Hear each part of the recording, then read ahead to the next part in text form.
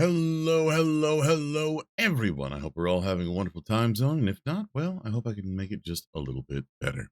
For those of you who haven't been here before, my name is Morden. I'm your resident old man, voice-side mechanic, variety streamer, voice actor. I go by he, him, and welcome on in. There we go. That thing always does that every time. Welcome in, everybody. We are once again returning to read from Dracula by Bram Stoker. Oh, and that explains that little thing. Why is it always want to do something like that? Shameful. Windows. What are you doing, buddy? Okay, so we this is our sixth, I want to say, sixth stream so far of Dracula. We are starting at chapter 18 tonight. Everything should be up to date on that. And yeah, I'm going to give everyone just a few moments to wander on in before I get started in earnest, because I know that you gotta get comfy, you gotta get cozy, you gotta make sure everything's set up right. You get your best blanket, your best cup of hot drink, whether it's tea or coffee or hot cocoa or whatever.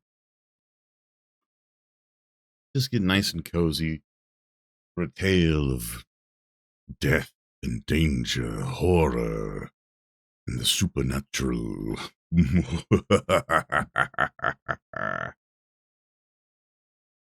But yeah, I gotta say, this book has really good taste.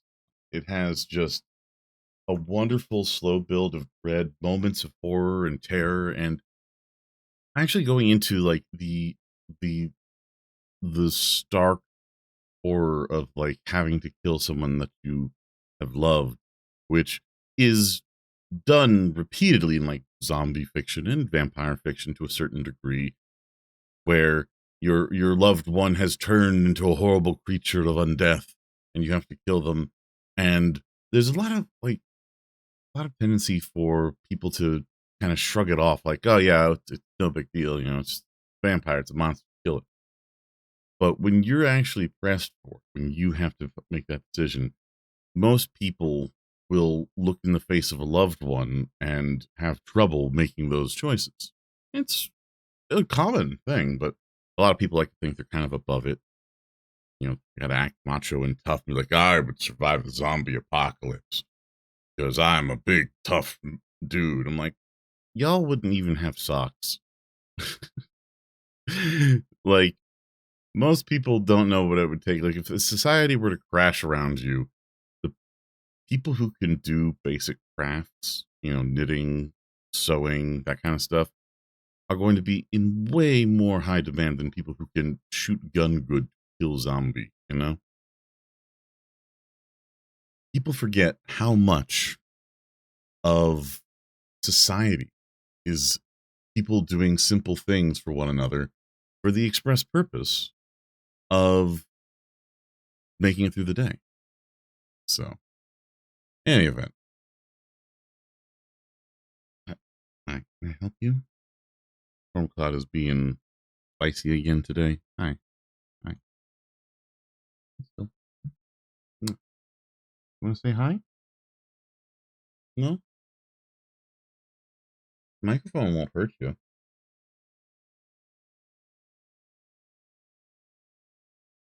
Of course, the microphone won't hurt you. You're constantly trying to rub up against it. Silly kitty. Silly kitty cat. Okay. Well, let us move slowly over to the reading screen, and I will slowly turn off the audio for everything except the microphone so that we do not have random interruptions while I am reading. Oh, I forgot to full screen this. There we go. We start at chapter 18, where we left off last time, and things are getting interesting.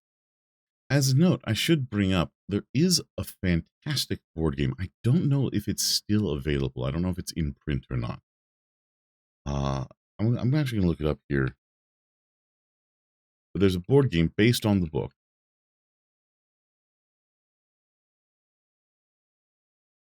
called The Fury of Dracula.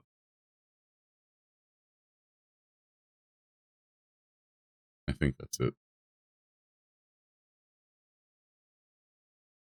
And it's a fascinating hidden movement board game where one player plays as Dracula trying to sneak around Europe and, you know, do his fell designs and whatnot. And the rest of the players play other characters from the book trying to track him down and stop his evil plans. And honestly, it's a really fun game, but I don't know if it's actually in print anymore. I mean, you can end up playing it on something like, actually, there's a Fury of Dracula digital edition on Steam. I will have to look into that later. Because that was a really fun, I played it only once, but it was a really fun game. I can do it on Steam.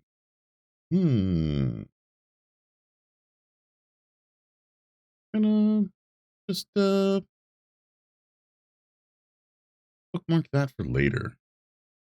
see if I can get some people to play that with me on stream, because I think that'd be really fun, especially if like one of us is broadcasting as Dracula, so that the chat can see like how close of a call it's going to be.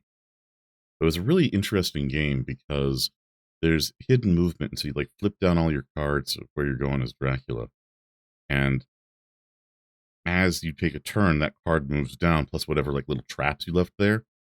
And so like if it clears the board, if it goes off the path, it like the cards you left there flip and go into effect, and so your fell deeds become known or start off somewhere. But where they are is kept secret from the players until or unless they go to that area and go, oh no, this is the spot. And then they try to cast a net around Dracula and take him out. It's a fascinating game. But going on to the story.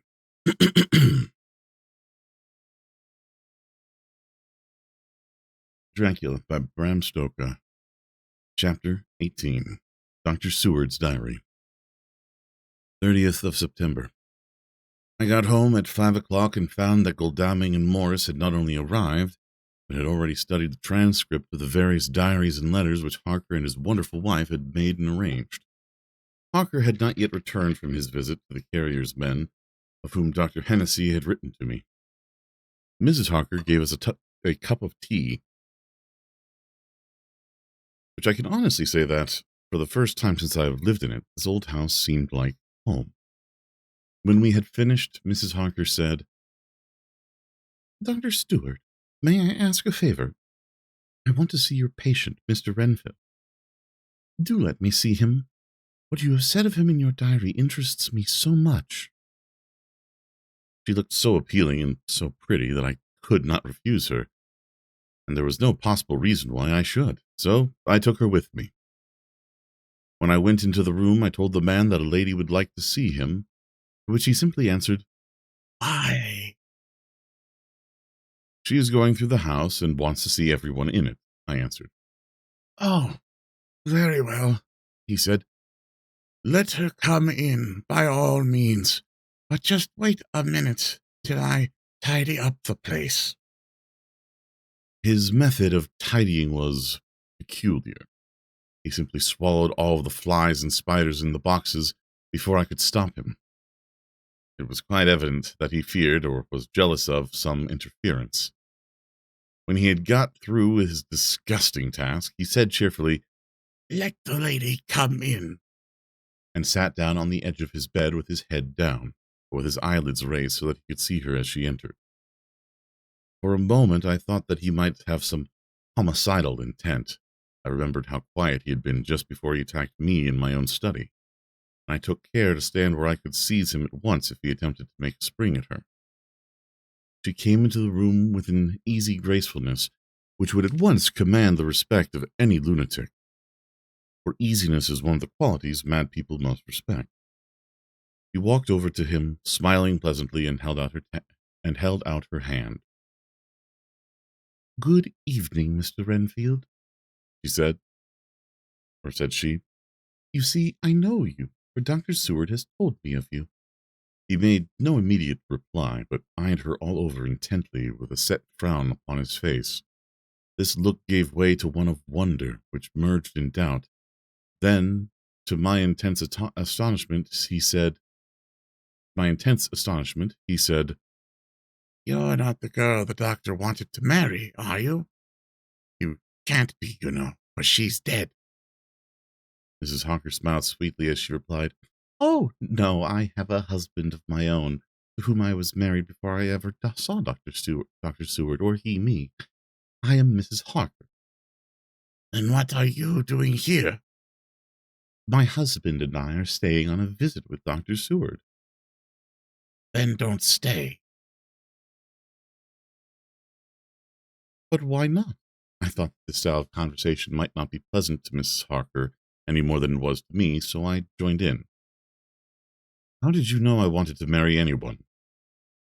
His reply was simply contemptuous, given in a pause in which he turned his eyes from Mrs. Harker to me, instantly turning them back again. What an asinine question. I don't see that at all, Mr. Renfield, said Mrs. Harker, at once championing me. He replied to her with as much courtesy and respect as he had shown contempt to me.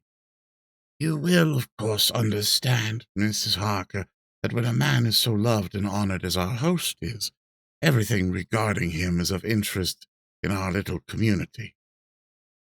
Dr. Seward is loved not only by his household and his friends, but even by his patients who, being some of them hardly in mental equilibrium, are apt to distort causes and effects. Since I myself have been an inmate of a lunatic asylum, I cannot but notice that the sophistic tendencies of some of its inmates lean towards the errors of non causa and ignoratio elenchi. I positively opened my eyes at this new development. Here was my own pet lunatic, the most pronounced of his type that I had ever met with, talking elemental philosophy and with the manner of a polished gentleman. I wonder if it was Mrs. Harker's presence which had touched some chord in his memory. If this new phase was spontaneous or in any way due to her unconscious influence, she must have some rare gift or power. We continued to talk for some time, and, seeing that he was seemingly quite reasonable, she ventured, looking at me questioningly as she began to lead him to his favorite topic. I was again astonished, for he addressed himself to the question of the impartiality of the completest sanity. He even took himself as an example when he mentioned certain things.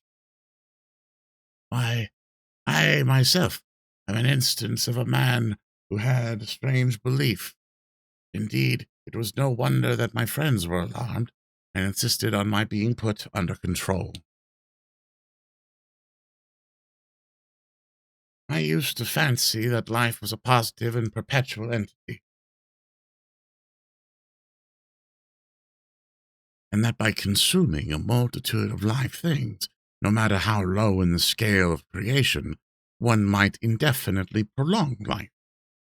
At times I held the belief so strongly that I actually tried to take human life.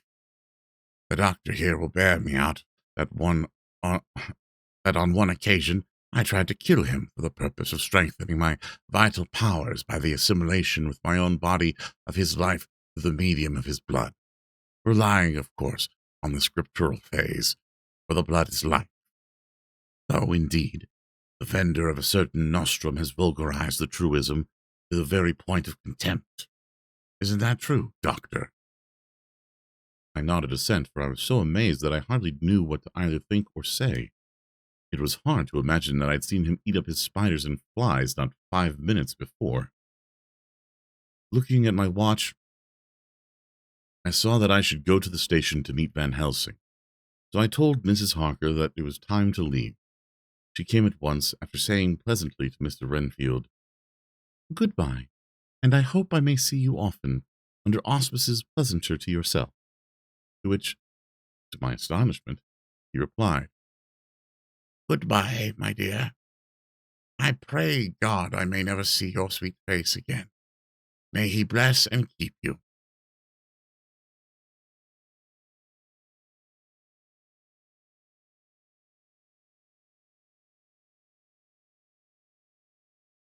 When I went to the station to meet Van Helsing, I left the boys behind me. For Art seemed more cheerful than he had been since Lucy first took ill, and Quincy is more like his own bright self than he has been for many a long day. Van Helsing stepped from the carriage with eager nimbleness of a boy. He saw me at once, and rushed up to me, saying, Ah, friend John, how goes all? Well, so I have been busy, for I come here to stay if need be. All affairs are settled with me, and I have much to tell. Madam Mina is with you? Yes, and her so fine husband. And Arthur and my friend Quincy, they are with you too? Good.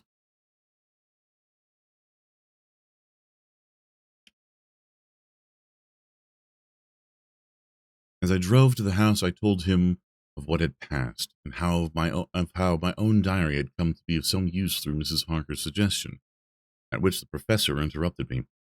Ah, that wonderful Madam Mina. She has a man's brain, a brain that a man should have, or he as much is gifted, and a woman's heart. So good God fashioned her for a purpose, believe me, and when he made that so good combination, friend John, it is up to now, fortune has made that woman of help to us. After tonight, she must not have to do with this so terrible affair. It is not so good. It is not good that she run a risk so great. We men are determined, nay, are we not pledged, to destroy this monster? But it is no part for a woman. Even if she be not harmed, her heart may fail her in so much and so many horrors. And hereafter she may suffer, both in waking from her nerves and in sleep from her dreams.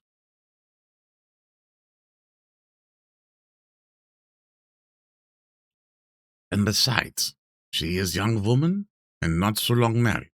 There may be other things to think of some time, if not now.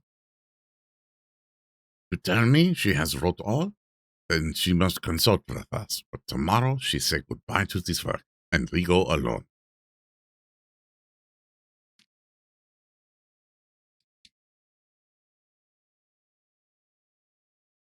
I agreed heartily with him, and then I told him what we had found in his absence. That the house which Dracula had bought was the very next one to my own. He was amazed, and a great concern seemed to come on him. Oh, but we had known it before, he said. So then we might have reached him in time to save poor Lucy.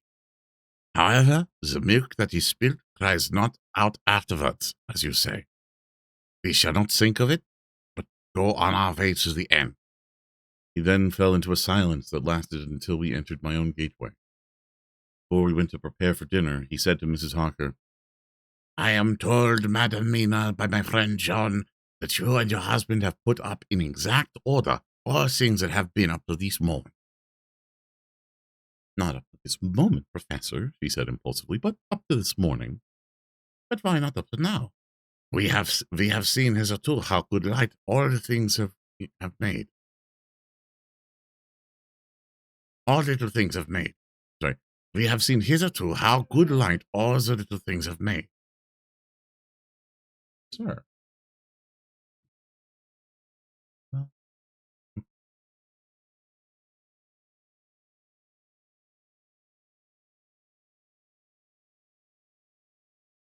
we have told our secrets, and yet no one who has told is the worse for it. hey, boy. Just calm down.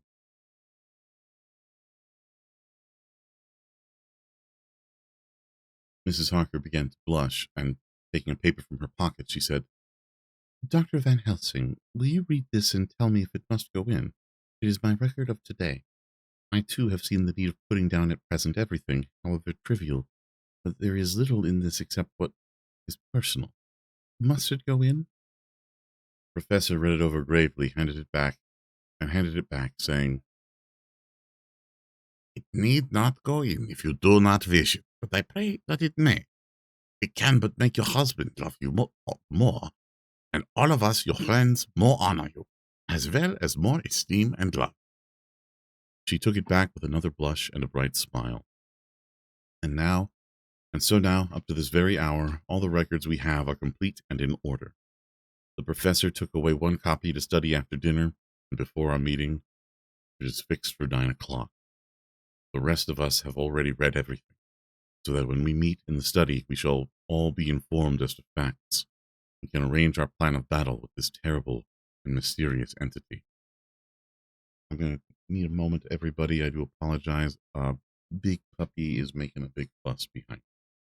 So I'm going to run some ads and we'll be back in just a few minutes. See you soon, everyone.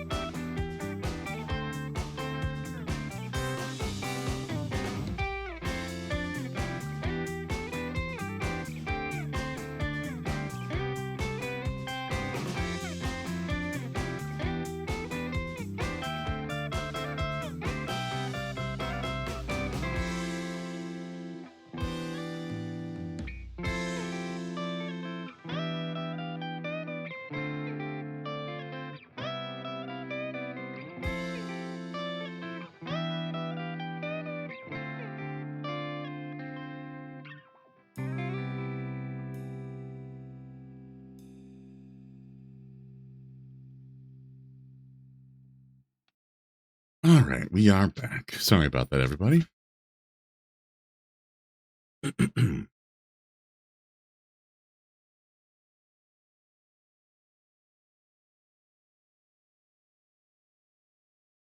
Mina Harker's Journal, 30th of September.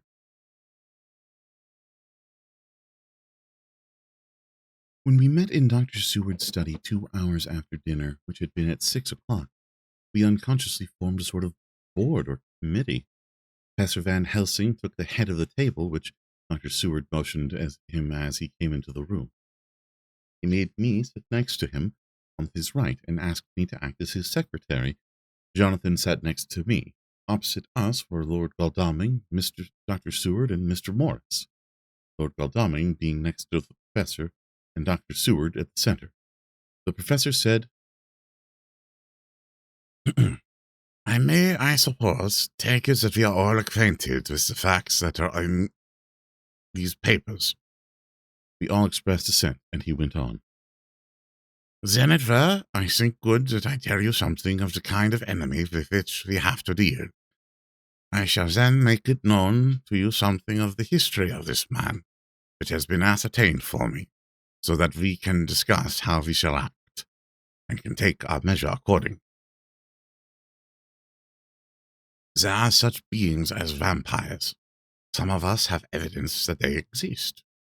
Even had we not the proof of our own unhappy experience, the teachings and the records of the past give proof enough for sane peoples. I admit that at the first I was skeptic. Were it not that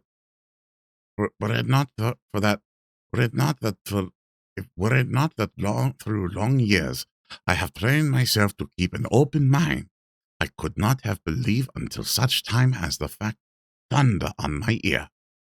See, I prove. Alas, had I known at the first what I now know, nay, had I even guessed him, one so precious life had been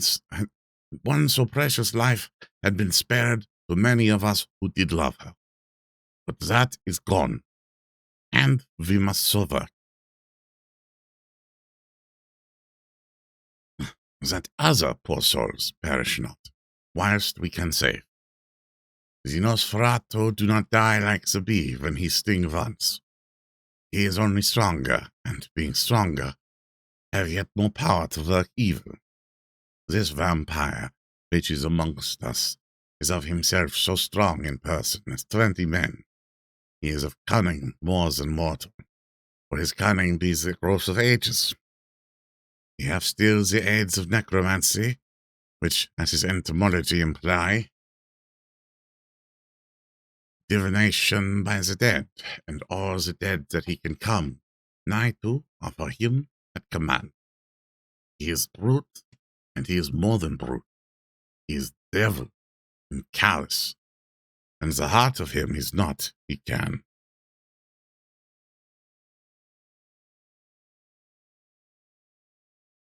Sorry, it is not, and the heart of him is not. He can, within limitations, appear at will,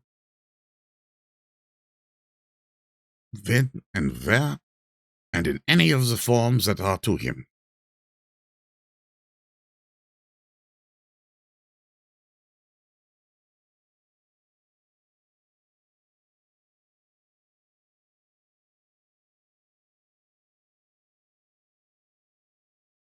Let's see here.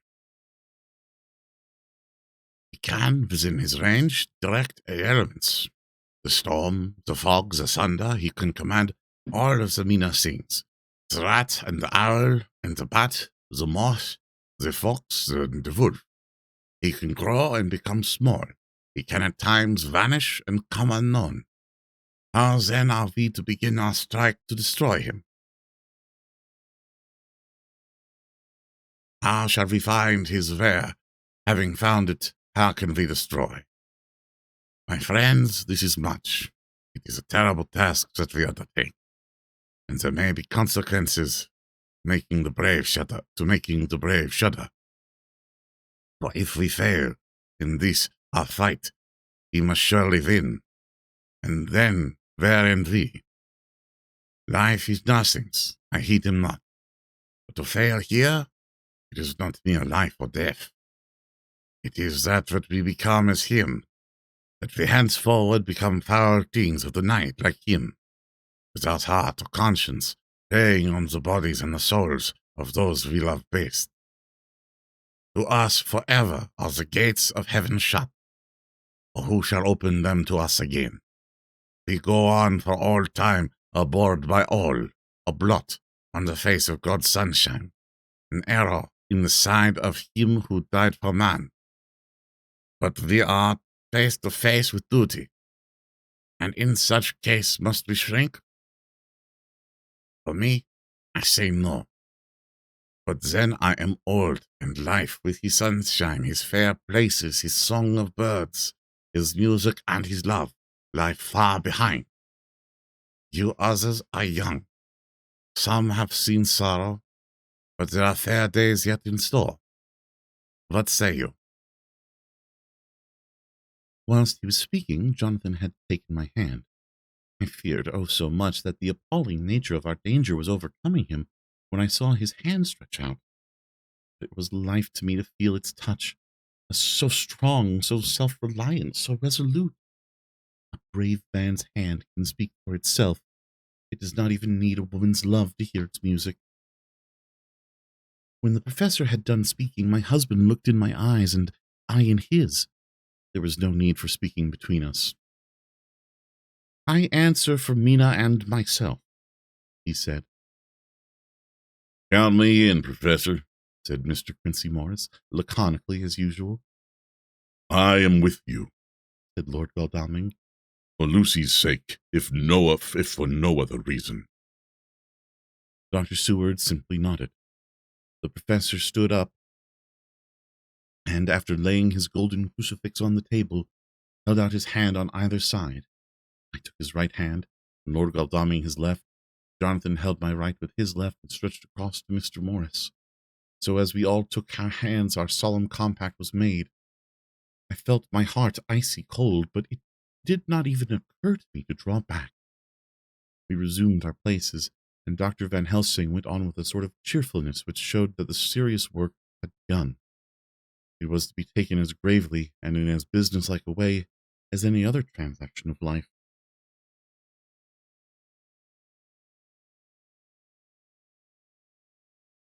Well, you know what we have to contend against, but we too are not without strength. We have on our side power of combination, a power denied to the vampire kind. We have sources of science. We are free to act and to think, and the hours of the day and the night are ours equally. In fact, so far as our powers extend, they are unfettered, and we are free to use them. We have self-devotion in a cause, and an end to achieve which is not a selfish one. These things are much. Now, let us see how far the general powers arrayed against us are restricted, and how the individual cannot. In fine, let us consider the limitations of the vampire in general, and of this one in particular. All we have to go upon are traditions and superstitions. These do not at the first appear much, when the matter of one is one of life or death, nay, of more than either life or death. Yet we must be satisfied, in the first place because we have to be, because no other means is at our control, and secondly, because, after all, these things, tradition and superstition, are everything. Does not the belief in vampires rest for others, though not, alas, for us on them? Ha ha! A year ago, which of us would have received such possibility? In the midst of our scientific, skeptical, matter-of-fact 19th century, we even scouted a belief that we saw justified under our very eyes.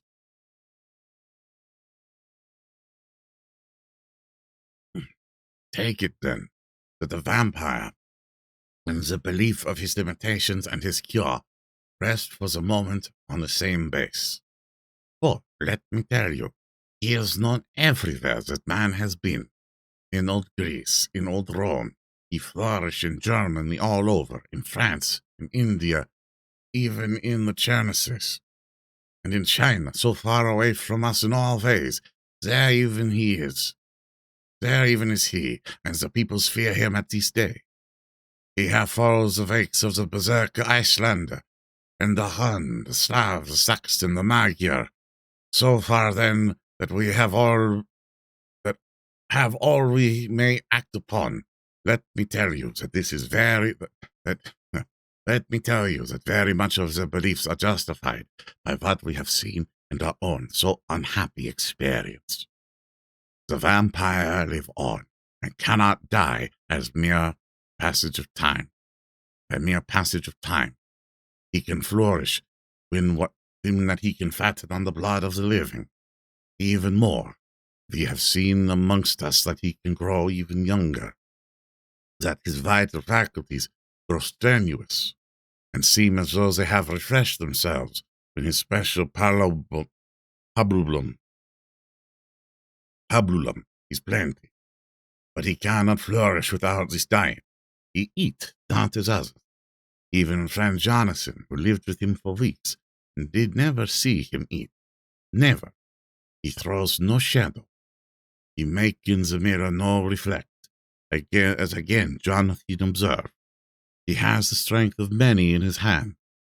Witness again Jonathan when he shuts the door against the wolves, and when he help him from the diligence too.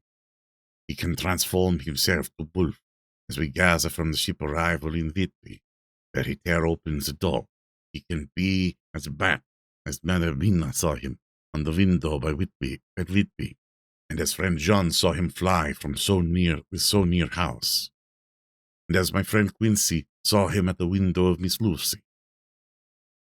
He can come in midst which he creates. That noble ship captain proved him of this. But from what we know, the distance he can make in this mist is limited, and it can be only round himself. He come on moonlight rays as elemental dust, as again Jonathan saw their sisters in the castle of Dracula. He became so small. We ourselves saw Miss Lucy, ere she was at peace, slip through a hair's breadth at the tomb door. He can, when once he find his way, come out from anything or into anything, no matter how close it be bound or even fused up with fire. Soda, you call. He can see in the dark. No small power this.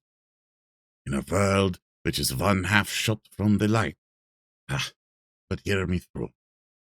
He can do all these things, yet he is not free. Nay, he is even more prisoner than the slaves of the galley, than the madman in his cell.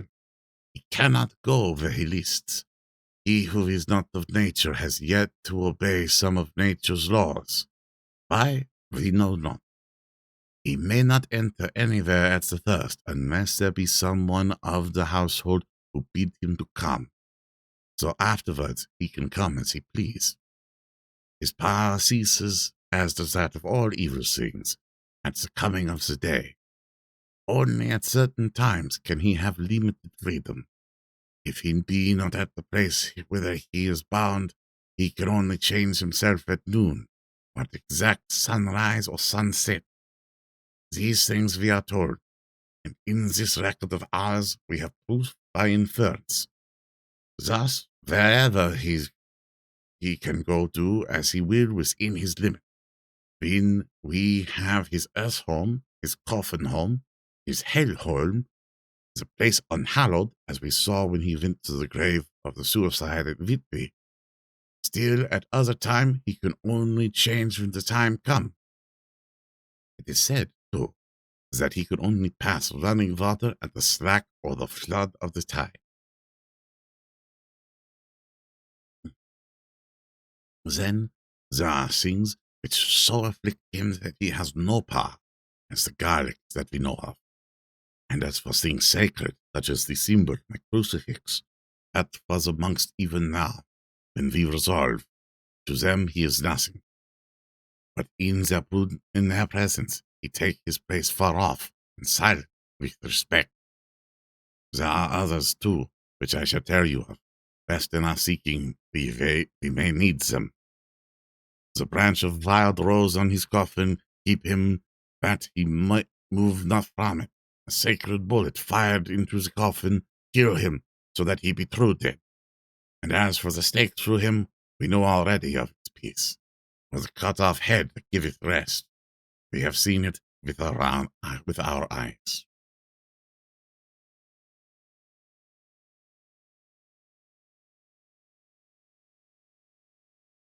Thus, when we find the habitation of this man that was, we can confide him to his coffin and destroy him, if we obey what we know. But he is clever.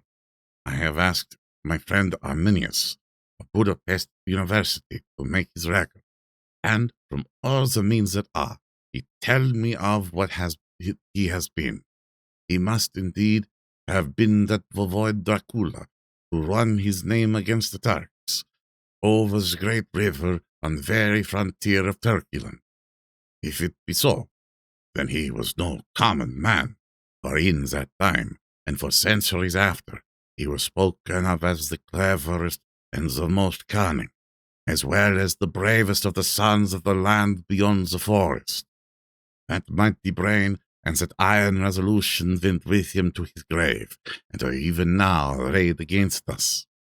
The Draculas were, says Arminius, a great and noble house, so now and again were scions who were held by their congeals to have dealings with the evil one.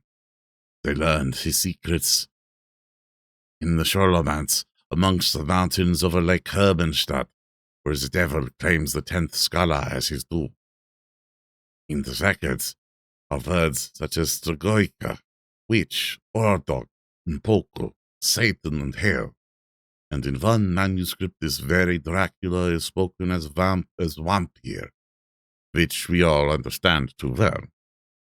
There have been from the loins of this very one great man and good woman, and their graves make sacred the earth where alone this foulness can dwell.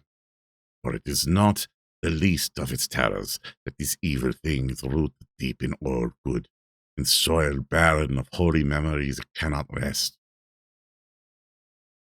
Whilst they were talking, Mr. Morris was looking steadily at the window, and he now got up quietly and went out of the room. There was a little pause, and then the professor went on. Now we must settle what we do. We have here much data, and we must proceed to lay out our campaign. I know from the inquiry of Jonathan that the castle to Whitby came 50 boxes of earth, all of which were delivered at Carfax. We also know that at least some of the boxes have been removed. It seems to me that our first step would be to ascertain whether all the rest remain in the house beyond that wall where we look today, or whether any more have been removed. If the latter, we must trace. Here we were interrupted in a very startling way. Outside the house came the sound of a pistol shot. The glass of a window was shattered with a bullet, which, ricocheting from the top of the embrasure, struck the floor wall of the room. I am afraid I am at heart a coward, for I shrieked out. The men all jumped to their feet. Lord Godalming flew over to the window and threw up the sash. As he did so, we heard Mr. Morris's voice without. Sorry, fear I have alarmed you. I shall come in and tell you all about it. A minute later, he came in and said, "It was an idiotic thing of me to do, and I ask your pardon, Mrs. Hawker, most sincerely. I fear I must have frightened you terribly. But the fact is that whilst the professor was talking, there came a big bat and sat by the window sill. I have got such a horror of the damned brutes from recent events that I cannot stand them, and I went out to have a shot, as I have been doing of late in the evenings, whenever I have seen one. You used to laugh at me for it then, Art." Did you hit it? asked Dr. Van Helsing. "I don't know. I fancied not, for it flew away into the wood." Without saying any more, he took his seat, and the professor began to resume his statement. We must trace each of the boxes. When we are ready, we must either capture or kill this monster in his lair. Or we must, so to speak, sterilize the earth, so that no more can he seek safety in it. Thus, in the end, we may find in his form of man between the hours of noon and sunset, and so engage with him when he is at his most weak.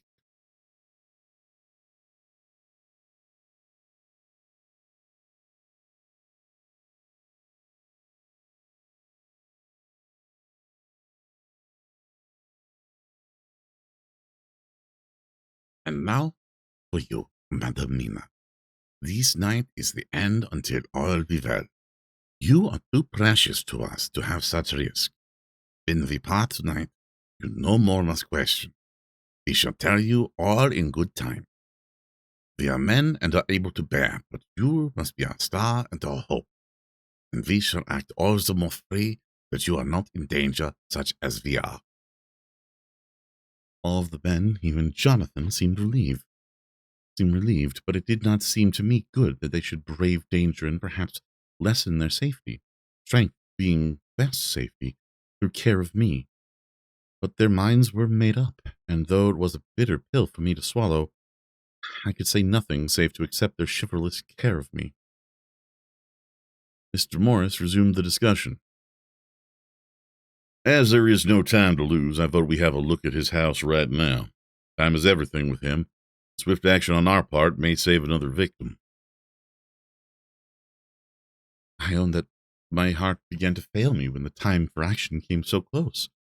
But I did not say anything, for I had a greater fear that if I appeared as a drag or a hindrance to their work, they might even leave me out of their counsels altogether. They have now gone off to Carfax, which with means to get into the house. Manlike, they have told me to go to bed and sleep, as if a woman can sleep when those she loves are in danger. I shall lie down and pretend to sleep, lest Jonathan have added anxiety about me when he returns. Dr. Seward's Diary, 1st of October, 4 a.m. Just as we were about to leave the house, an urgent message was brought to me from Renfield to know if I would see him at once, as he had something of the utmost importance to say to me. I told the messenger to say that I would attend to his wishes in the morning. I was busy just at the moment. The attendant added, "He seems very importunate, sir. I have never seen him so eager.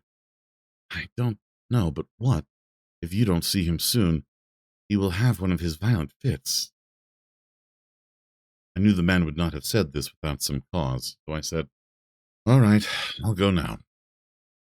And I asked the others to wait a few minutes for me, as I had to go and see my patient. Take me with you, friend John, said the professor. His case in your diary interests me much, and it had bearing, too, now and again, on our case. I should much like to see him, and especially when his mind is disturbed. "May I come also?" asked Lord Godalming. "Me too?" said Quincy Morris. "May I come?" said Hark. I nodded, and we all went down to the passage together. We found him in a state of considerable excitement, but far more rational in his speech and manner than I had ever seen him. There was an unusual understanding of himself which was unlike anything I had ever met within a lunatic. I took it for granted that his reasons would prevail with others entirely sane. We all four went into the room, but none of the others at first said anything. His requests that I would at once release him from the asylum and send him home. This he backed up with arguments regarding his complete recovery and adduced by his own existing sanity. "I appeal to your friends," he said. "They will perhaps not mind sitting in judgment on my case. By the way, you have not introduced me." I was so much astonished that the oddness of introducing a madman in an asylum did not strike me at the moment. And besides, there was a certain dignity in the man's manner, so much of the habit of equality, that I at once made the introduction. Lord Godalming, Professor Van Helsing, Mr. Quincy Morris of Texas, and Mr. Renfield. He shook hands with each of them, saying in turn, Lord Godalming, I have the honor of seconding your father in the Windrum at the Wyndham. I grieve to know by the your holding of the title that he is no more.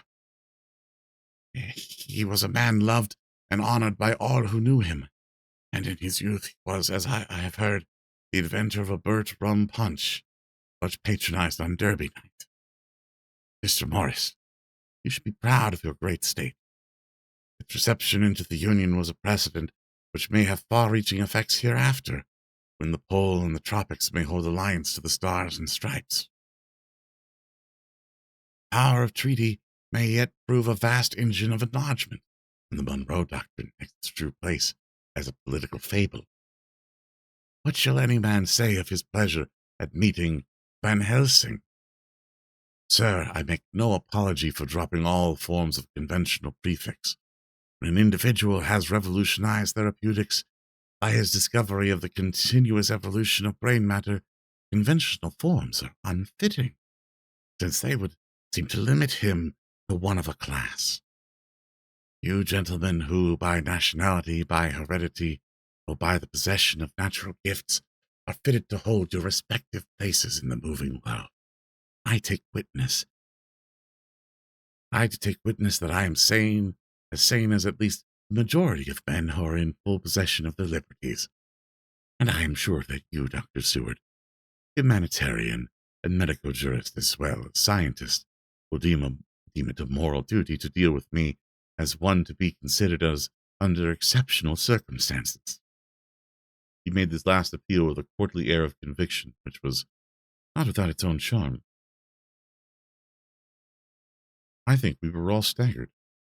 For my own part, I was under the conviction, despite my knowledge of the man's character and history, that his reason had been restored, and felt under a strong impulse to tell him that I was satisfied as to his sanity, and would see about the necessary formalities for his release in the morning. I thought it better to wait, however, before making so grave a statement, for of old I knew that sudden changes to which this particular patient was liable. So I contented myself with making a general statement that he appeared to be improving quite rapidly, that I would have a longer chat with him in the morning, and would then see what I could do in the direction of meeting his wishes. This did not at all satisfy him, for he said quickly, But I fear, Dr. Seward, that you have hardly apprehended my wish. I desire to go at once, here, now, this very hour, this very moment, if I may. Time presses, and our implied agreement with the old Scytheman, it is of the essence of the contract. I am sure it is only necessary to put forth so admirable practitioner as Dr. Seward, so simple yet so momentous a wish, to ensure its fulfillment. He looked at me keenly, and seeing the negative in my face, turned to the others and scrutinized them closely. Not meeting any sufficient response, he went on. Is it possible that I have erred in my supposition? You have, I said frankly, but at the same time, as I felt, brutally. There was a considerable pause, and then he said slowly, Then I suppose I must only shift my ground of request. Let me ask for this concession, boon, privilege, what you will. I am content to implore in such a case, not on personal grounds, but for the sake of others. I am not at liberty to give you the whole of my reasons, but you may, I assure you, take it from me that they are good ones, sound and unselfish, and spring from the highest sense of duty. Could you look, sir, into my heart? Would you approve to the full the sentiments which animate me? Nay, more. You would count me amongst the best and truest of your friends. Again he looked at us all keenly. I had a growing conviction that this sudden change of his entirely intellectual method was but yet another form or phase of his madness, and so determined to let him go on just a little longer, knowing from experience that he would, like all lunatics, give himself away in the end. Van Helsing was gazing at him with a look of utmost intensity, his bushy eyebrows almost meeting the fixed concentration of his look.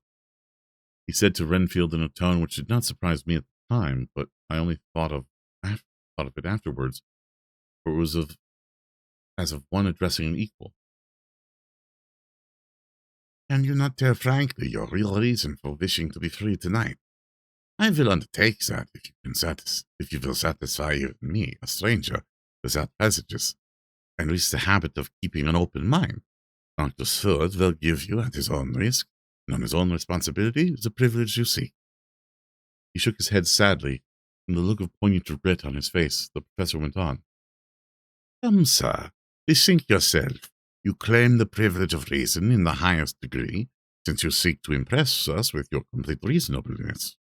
You do this, whose sanity we have reason to doubt, since you are not yet released from mental treatment for this very defect.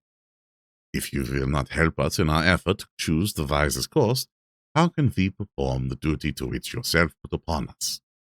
Be wise and help us, and if we can, we shall aid you to achieve your wish. He still shook his head as he said, Dr. Van Helsing, I have nothing to say. Your argument is complete, and if I were free to speak, I should not hesitate a moment. But I am not my own master in the matter. I can only ask you to trust me. If I am refused, the responsibility does not rest with me. I thought it was time to now end the scene, which was becoming too comically grave. So I went towards the door, simply saying, Come, my friends, we have work to do. Good night. As, however, I got near the door, a new change came over the patient. He moved towards me so quickly that for the moment I feared he was about to make another homicidal attack. My fears, however, were groundless, for he held up his two hands imploringly and made his petition in a moving manner. As he saw that the very excess of his emotion was militating against him, by restoring us once more to our old relations, he became still more demonstrative. I glanced at Van Helsing and saw my conviction reflected in his eyes, so I became a little more fixed in my manner, if not more stern, and motioned to him that his efforts were unavailing. I had previously seen something of the same constantly growing excitement in him when he had to make some request of which, at the time, he had thought much, such, for instance, for instance, as when he wanted a cat, and I was prepared to see the collapse and into the same sullen acquiescence of this occasion. My expectation was not realized, for when he found that his appeal would not be successful, he got into quite a frantic condition. He threw himself on his knees and held up his hands, wringing them in plaintive supplication, and poured forth a torrent of entreaty, with the tears rolling down his cheeks, and his whole face and form expressive of the deepest emotion.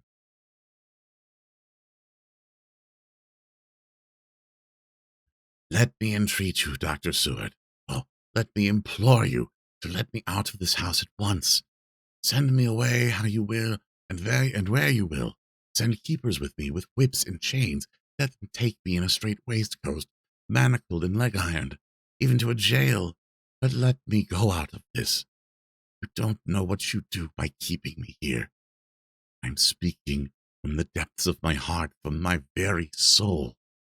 You don't know whom you wrong, or how, and I may not tell. Woe is me, I may not tell. By all you hold sacred, all you hold dear, by your love that is lost, by your hope that lives, for the sake of the Almighty, take me out of this and save my soul from guilt. Can't you hear me, man? Can't you understand? Will you never learn?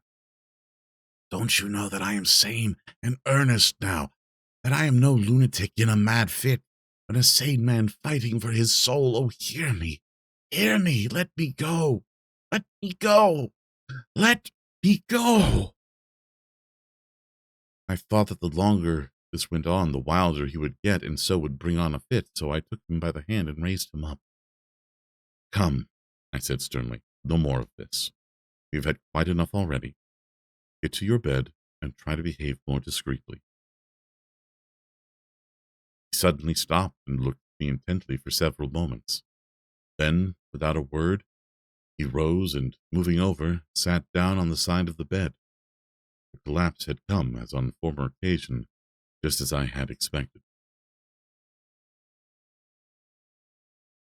When I was leaving the room, last of our party, he said to me in a quiet, well-bred voice,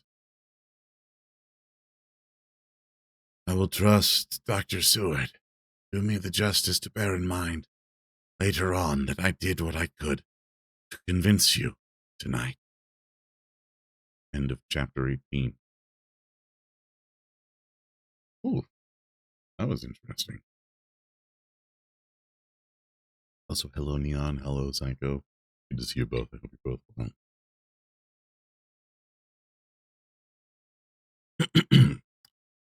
Chapter 19. Jonathan Harker's Journal. 1st of October, 5 a.m. I went with the party to the search with an easy mind, for I think I never saw Mina so absolutely strong and well. I am so glad that she consented to hold back and let us men do the work. Somehow it was a dread to me that she was in this fearful business at all. But now that her work is done, and that it is due to her energy and brains and foresight that the whole story is put together in such a way that every point tells, she may well feel that her part is finished, and that she can henceforth leave the rest to us. We were, I think, a little upset by the scene with Mr. Renfield. When we came away from his room, we were silent till we got back to the study. Then Mr. Moore said to Dr. Seward, I say, Jack, if that man wasn't attempting a bluff, he is about the sanest lunatic I ever saw. I'm not sure, but I believe that he had some serious purpose, and if he had, it was pretty rough on him to not get a chance. Lord Godalming and I were silent, but Dr. Van Helsing added, And John, you know more of lunatics than I do, and I'm glad of it, for I fear that if it had been to me to decide, I would be before that last hysterical outburst have given him free. But they live and learn, and in our present task we must take no chance, as my friend Quincy would say. All is best as they are. Dr. Seward seemed to answer them both in a dreamy kind of way. I don't know that, but I agree with you. If that man had been an ordinary lunatic, I would have taken my chance of trusting him. But he seems so mixed up with the Count in an indexy kind of way that I am afraid of doing anything wrong by helping his fads. I can't forget how he prayed with almost equal fervor for a cat, and then tried to tear my throat out with his teeth. Besides, he called the Count Lord and Master. He may want to get out to help him in some diabolical way. That horrid thing has the wolves and rats in his own kind to help him, so I suppose he isn't above trying to use a respectable lunatic. He certainly did seem in earnest, though. I only hope we have done what is best. These things, in conjunction with the wild work we have in hand, help to unnerve a man. The professor stepped over and, laying his hand on his shoulder, said in a grave, kindly way, And John, have no fear. We are trying to do our duty in a very sad and terrible case. We can only do as we deem best. What else have we to hope for, except the pity of the good God? Lord Godalming had slipped away for a few minutes, but now he returned. He held up a little silver whistle as he remarked, That old place may be full of rats, and if so, I've got an antidote on call. Having passed the wall, we took our way to the house, taking care to keep in the shadows of the trees of the lawn when the moonlight shone out. When we got to the porch, the professor opened his bag and took out a lot of things, which he laid on the step, sorting them into 4 little groups, evidently one for each. Then he spoke. My friends, we are going into a terrible danger, and we need arms of many kinds. Our enemy is not merely spiritual. Remember that he has the strength of 20 men, and that, through our necks, our windpipes are the common kind, and therefore breakable or crushable. His are not amenable to mere strength. A stronger man, or a body of men more strong in all than him, can at certain times hold him. But they cannot hurt him as we can be hurt by him. We must therefore guard ourselves from his touch. Keep this near to your heart. As he spoke, he lifted a little silver crucifix and held it out to me, I being the nearest to him. Put these flowers round your neck. Here he handed me a wreath of withered garlic blossoms. and for other enemies more mundane, this revolver and this knife. Now, for aid in all, these so small electric lamps which you can fasten to your breast. And for all, and above all, that at last, this which we must not desecrate needless. This was a portion of sacred wafer. He put in an envelope and handed to me. Each of the others was similarly equipped. Now, he said, friend John, there are the skeleton keys. If so that we can open the door, we need not break house by the window, as before at Miss Lucy's. Dr. Seward tried one or two skeleton keys, as his mechanical dexterity as a surgeon standing him in good stead. Presently he got one to suit. After a little playback and forward, the bolt yielded, and with a rusty clang shot back. He pressed on the door, the rusty hinges creaked, and it slowly opened. It was startlingly like the image conveyed to me in Dr. Seward's diary of the opening of Miss Wester's tomb. I fancied that the same ideas seemed to strike the others, for with one accord they shrank back. The professor was the first to move forward and stepped into the open door. In manus tuus domine, he said, crossing himself as he passed over the threshold. He closed the door behind us, lest when we should have lit our lamps we should possibly attract the attention from the road. The professor carefully tried the lock, lest we might not be able to open it from within should we be in a hurry to making our exit. Then we all lit our lamps and proceeded in our search.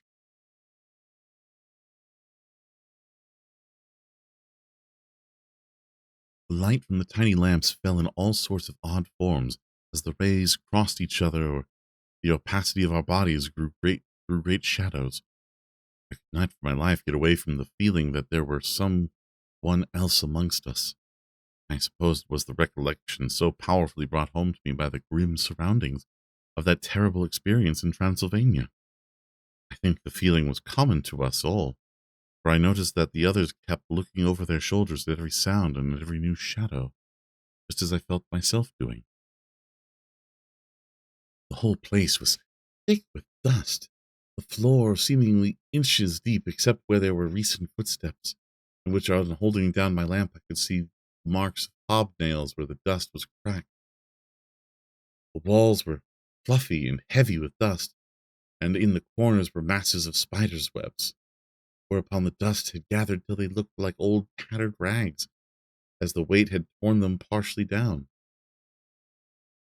On a table in the hall was a great bunch of keys with a tiny yellowed label on each. They had been used several times, for on the table were several similar rents in the blanket of dust, similar to that exposed when the professor lifted them. He turned to me and said, "You know this place, Jonathan. You have copied maps of it. You know at least the malls and Vido. Which is the way to the chapel?" I had an idea of its direction, though on my former visit I had not been able to get admission to it. So I led the way, and after a few wrong turnings found myself opposite a low, arched oaken door, ribbed with iron bands. "This is the spot," said the professor. He turned his lamp on. A small map of the house, copied from the file of my original correspondence regarding the purchase. With a little trouble, we found the key on the bunch and opened the door. We were prepared for some unpleasantness, for as we were opening the door, a faint and odorous air seemed to exhale through the gaps. But none of us ever expected such an odor as we encountered.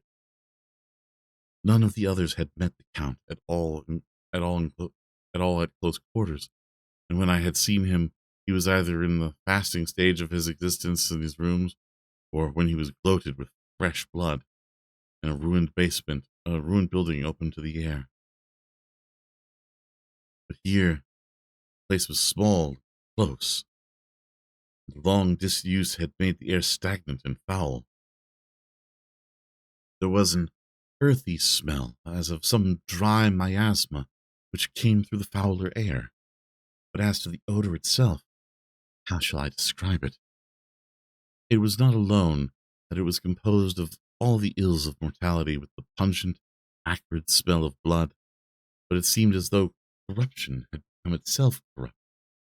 Ugh, it sickens me to think of it.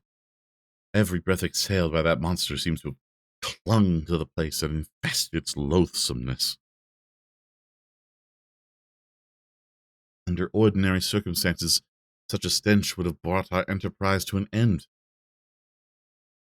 But this was no ordinary case, and the high and terrible purpose in which we were involved gave us a strength which rose above merely physical considerations. After the involuntary shrinking consequent of the first nauseous whiff, we one and all set about our work, as though that loathsome place were a garden of roses. We made an accurate examination of the place, the professor saying as we began,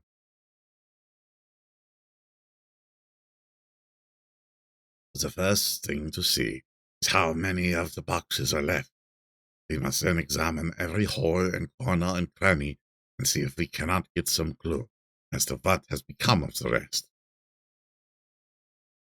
A glance was sufficient to show how many remained, for the great earth chests were bulky. There was no mistaking them. There were only 29 left out of 50. Once I got a fright for seeing Lord Godalming suddenly turn and look out the vaulted door into the dark passage beyond. I looked too, and for an instant my heart stood still. Somewhere, looking out from the shadow, I seemed to see the highlights of the Count's evil face, the ridge of his nose, the red eyes, the red lips, that awful pallor.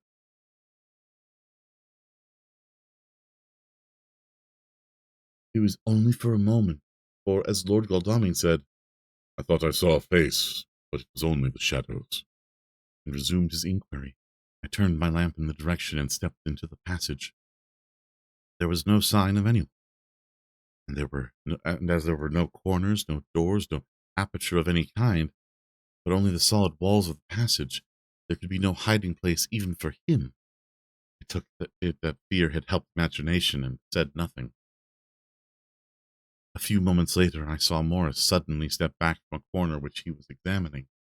We all followed his movements with our eyes, for undoubtedly some nervousness was growing in us, and we saw a whole mass of phosphorescence, which twinkled like stars. We all instinctively drew back. The whole place was becoming alive with rats. For a moment or two we stood appalled, all save Lord Godalming, who was seemingly prepared for such an emergency. Rushing around to the great iron-bound oaken door, which Dr. Seward had described from the outside, and which I had seen myself, he turned the key in the lock, drew the huge bolts, and swung the door open. Then, taking a little silver whistle from his pocket, he blew a loud, shrill call. Oh, sorry.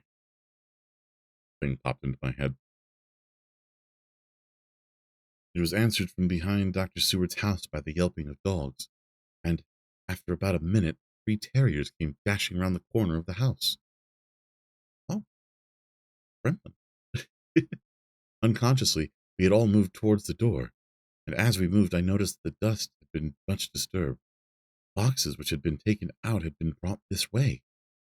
But even in the minute that had elapsed, the number of rats had vastly increased. They seemed to swarm over the place all at once, for the lamplight shining on their moving bodies, dark bodies and glittering, baleful eyes, made the place look like a bank of earth set with fireflies. The dogs dashed on, but at the threshold suddenly stopped and snarled. Then, simultaneously lifted their noses and began to howl in the most lugubrious fashion. The rats were multiplying in thousands, and we moved out. Lord Godalming lifted one of the dogs and, carrying him in, placed him on the floor. The instant his feet touched the ground, he seemed to recover his courage and rushed at his natural enemy. They fled before him so fast that before he had shaken the life out of a score, the other dogs, who had by now been lifted in the same manner, had but small prey ere the whole mass had vanished. Ah, Gremlin to the rescue.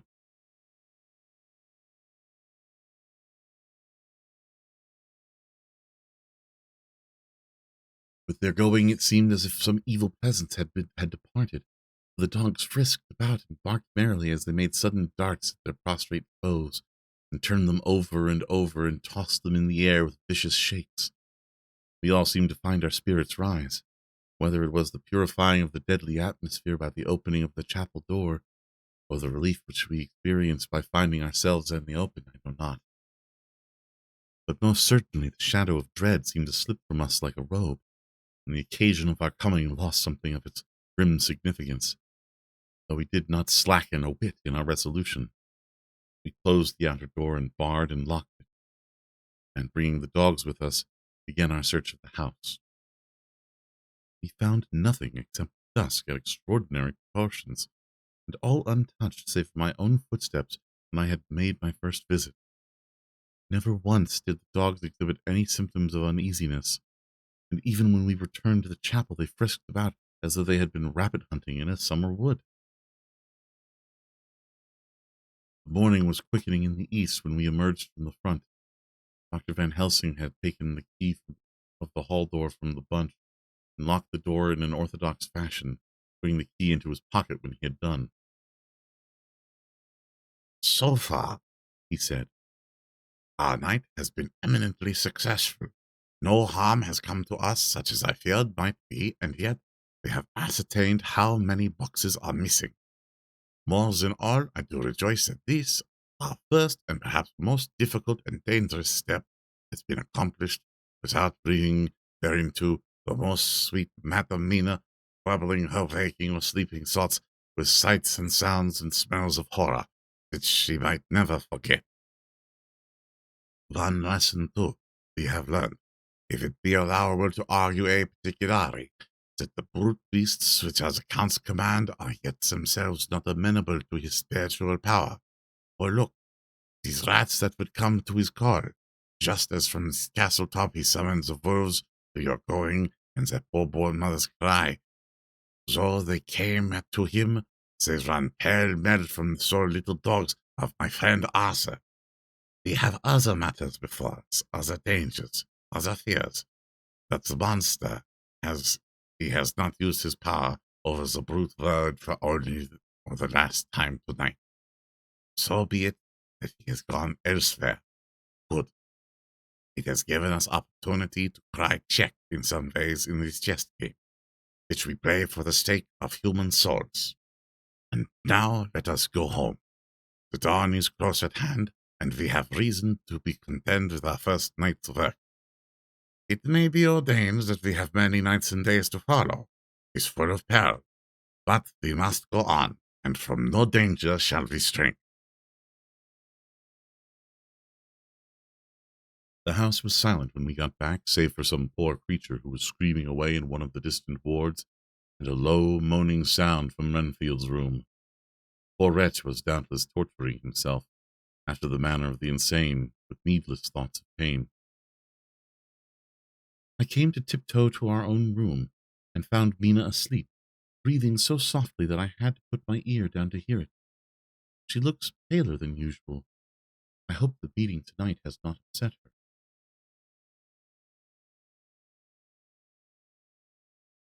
I am truly thankful that she is to be left out of our future work, and even of our deliberation. It is too great a strain for a woman to bear. I did not think so at first, but I know better now, and therefore I am glad that it is settled. There may be things which would frighten her to hear, yet to conceal them from her might be worse than to tell her if once she suspected there was any concealment. Henceforth our work is to be a sealed book to her, till at least such time as we can tell her that all is finished, and the earth free from a monster of the netherworld. I dare say it will be difficult to keep silence after such confidence as ours, but I must be resolute, and tomorrow I shall keep dark over tonight's doings, and shall refuse to speak of anything that has happened. I rest on the sofa so as not to disturb her. 1 October, later. I suppose that it was natural that we should have all overslept ourselves. The day was a busy one, and the night had no rest at all. Even Mina must have felt exhaustion, for though I slept till the sun was high, I was awake before her, and had to call her 2 or 3 times before she awoke. Indeed, she was so sound asleep that for a few seconds she did not recognize me, but looked at me with a sort of blank terror, as one looks as who has been waked out of a bad dream.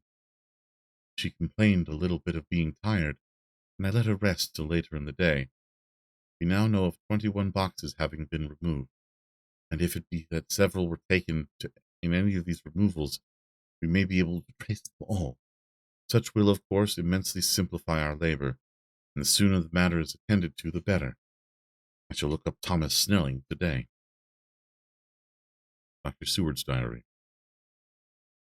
Actually, we're close to where the ads will need to come in, so we're going to pause here, run some ads, and we will be right back. See you soon, everybody.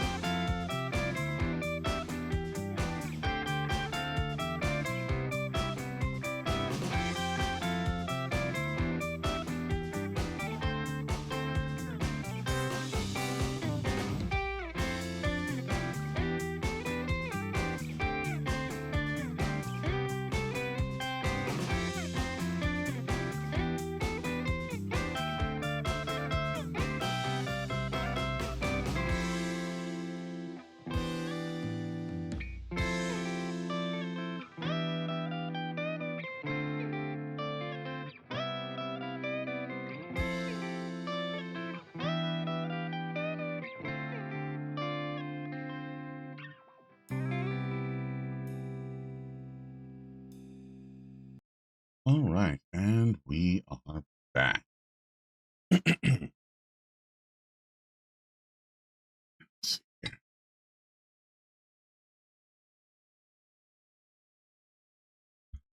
Dr. Seward's Diary, 1st of October. It was towards noon when I was awakened by the professor walking into my room. He was more jolly and cheerful than usual. Quite evident that last night's work had helped him to take some more of the brooding weight off his mind. After going over the adventure of the night, he suddenly said, Your patient interests me much. May it be that with you I may visit? With you I visit him this morning. Or if that you are to occupy, I can go alone, if may be. It is a new experience for me to find a lunatic who talks philosophy and reason so sound. I had some work to do which pressed, so I told him that if he would go alone, I would be glad, as then I should not have to keep him waiting. I called an attendant and gave him the necessary instructions. Before the professor left the room, I cautioned him against getting any false impression from my patient. But, he answered, I want to talk to himself and of his delusion as to consuming living things. He said to Madam Mina, as I see in your diary of yesterday, that he had once had such a belief. Why do you smile, friend John? Excuse me, I said, but the answer is here. I laid my hand on the typewritten matter. When our sane and learned lunatic made that very statement of how he used to consume life, his mouth was actually nauseous with the flies and spiders with which he had eaten just before Mrs. Harker entered the room. Van Helsing smiled in turn. Good, he said. Your memory is true, friend John. I should have remembered, and yet it is this very obliquity of thought and memory which makes mental disease such a fascinating study. Perhaps I may gain more knowledge out of the folly of this madman than I shall from the teaching of the most wise. Who knows? I went on with my work, and before long was through that in hand. It seemed that the time had been very short indeed, but there was Van Helsing back in the study. Do I interrupt? He asked politely as he stood at the door. Not at all, I answered. Come in. My work is finished, and I am free. I can go with you now, if you like. It is needless. I have seen him. Well? I fear that he does not appraise me much. Our interview was short. When I entered his room, he was sitting on a stool in the center with his elbows on his knees, and his face was the picture of a sullen discontent. I spoke to him as cheerfully as I could, and with such a measure of respect as I could assume. He made no reply whatever. Don't you know me? I asked. His answer was not reassuring. I know you well enough. You are the old fool Van Helsing. I wish you would take yourself and your idiotic brain theory somewhere else. Damn all thick-headed Dutchmen.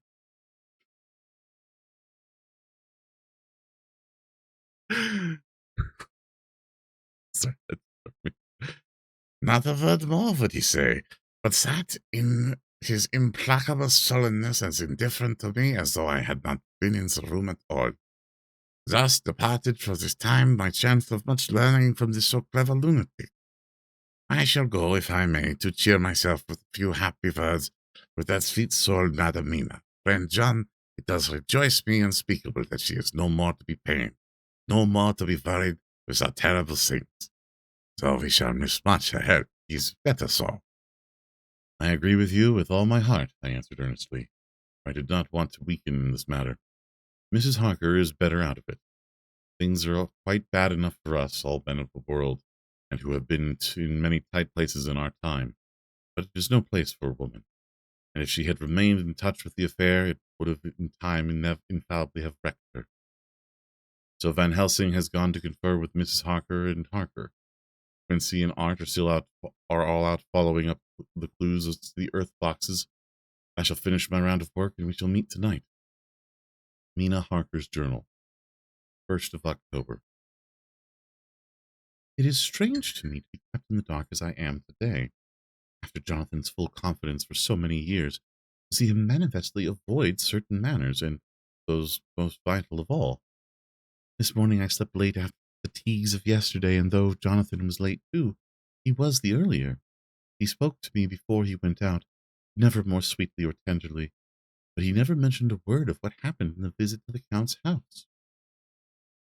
Yet he must know how terribly anxious I was. Ah, poor dear fellow. I suppose it must have distressed him even more than it did me. They all agreed that it was best that I should be not drawn further into this awful work, and I acquiesced, but think that he keeps anything from me. Now I am crying like a silly fool when I know it comes from my husband's great love and from the good wishes of those other strong men. That has done me good. Well, some day Jonathan will tell me all, and lest it should ever be that he should think for a moment that I kept anything from him, I still keep my journal as usual. Then, if he has feared of my trust, I shall show it to him, and with every thought of my heart put down for his dear eyes to read. I feel strangely sad and low-spirited today. I suppose it is the reaction from the terrible excitement. Last night I went to bed when the men had gone simply because they told me to. I didn't feel sleepy, and I did feel the full of devouring anxiety. I kept thinking over everything that has been since Jonathan came to see me in London. It all seems like a horrible tragedy, with fate pressing on relentlessly to some destined end. Everything that one does seems, no matter how right it may be, to bring on the very thing which is to be most deplored. If I hadn't gone to Whitby, perhaps poor dear Lucy would be with us now. She hadn't taken to visiting the churchyard till I came, and if she had come there in the daytime with me, she wouldn't have walked there in her sleep. And if she hadn't gone there at night in a sleep, that monster couldn't have destroyed her as he did. Oh, why did I ever go to Whitby? There now, crying again. I wonder what has come over me today.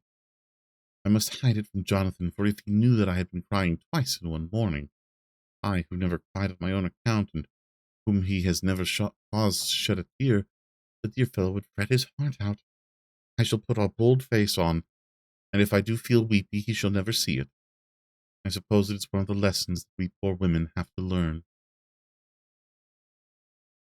I can't quite remember how I fell asleep last night.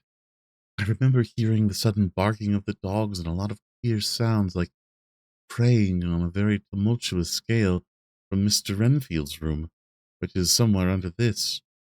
And then there was a silence over everything, silence so profound that it startled me, and I got up and looked out of the window. All was dark and silent. The black shadows thrown by the moonlight seemed full of a silent mystery of their own.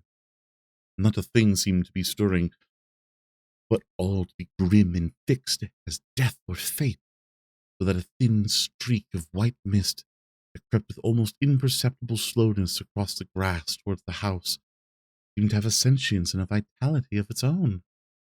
I think that the digression of my thoughts must have done me good, for when I got back to bed I found a lethargy creeping over me.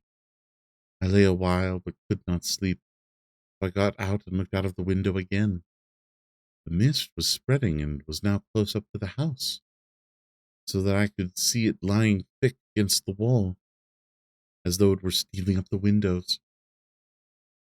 The poor man was more loud than ever, and though I could not distinguish a word he said, I could in some way recognize his tones, some passionate entreaty on his part.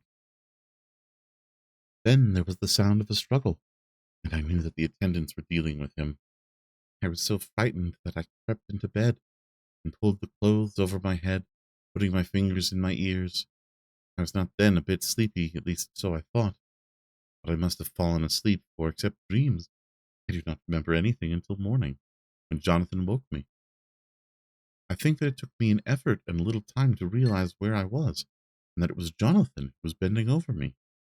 My dream was very peculiar and almost typical of the way that waking thoughts become merged in or continued in dreams.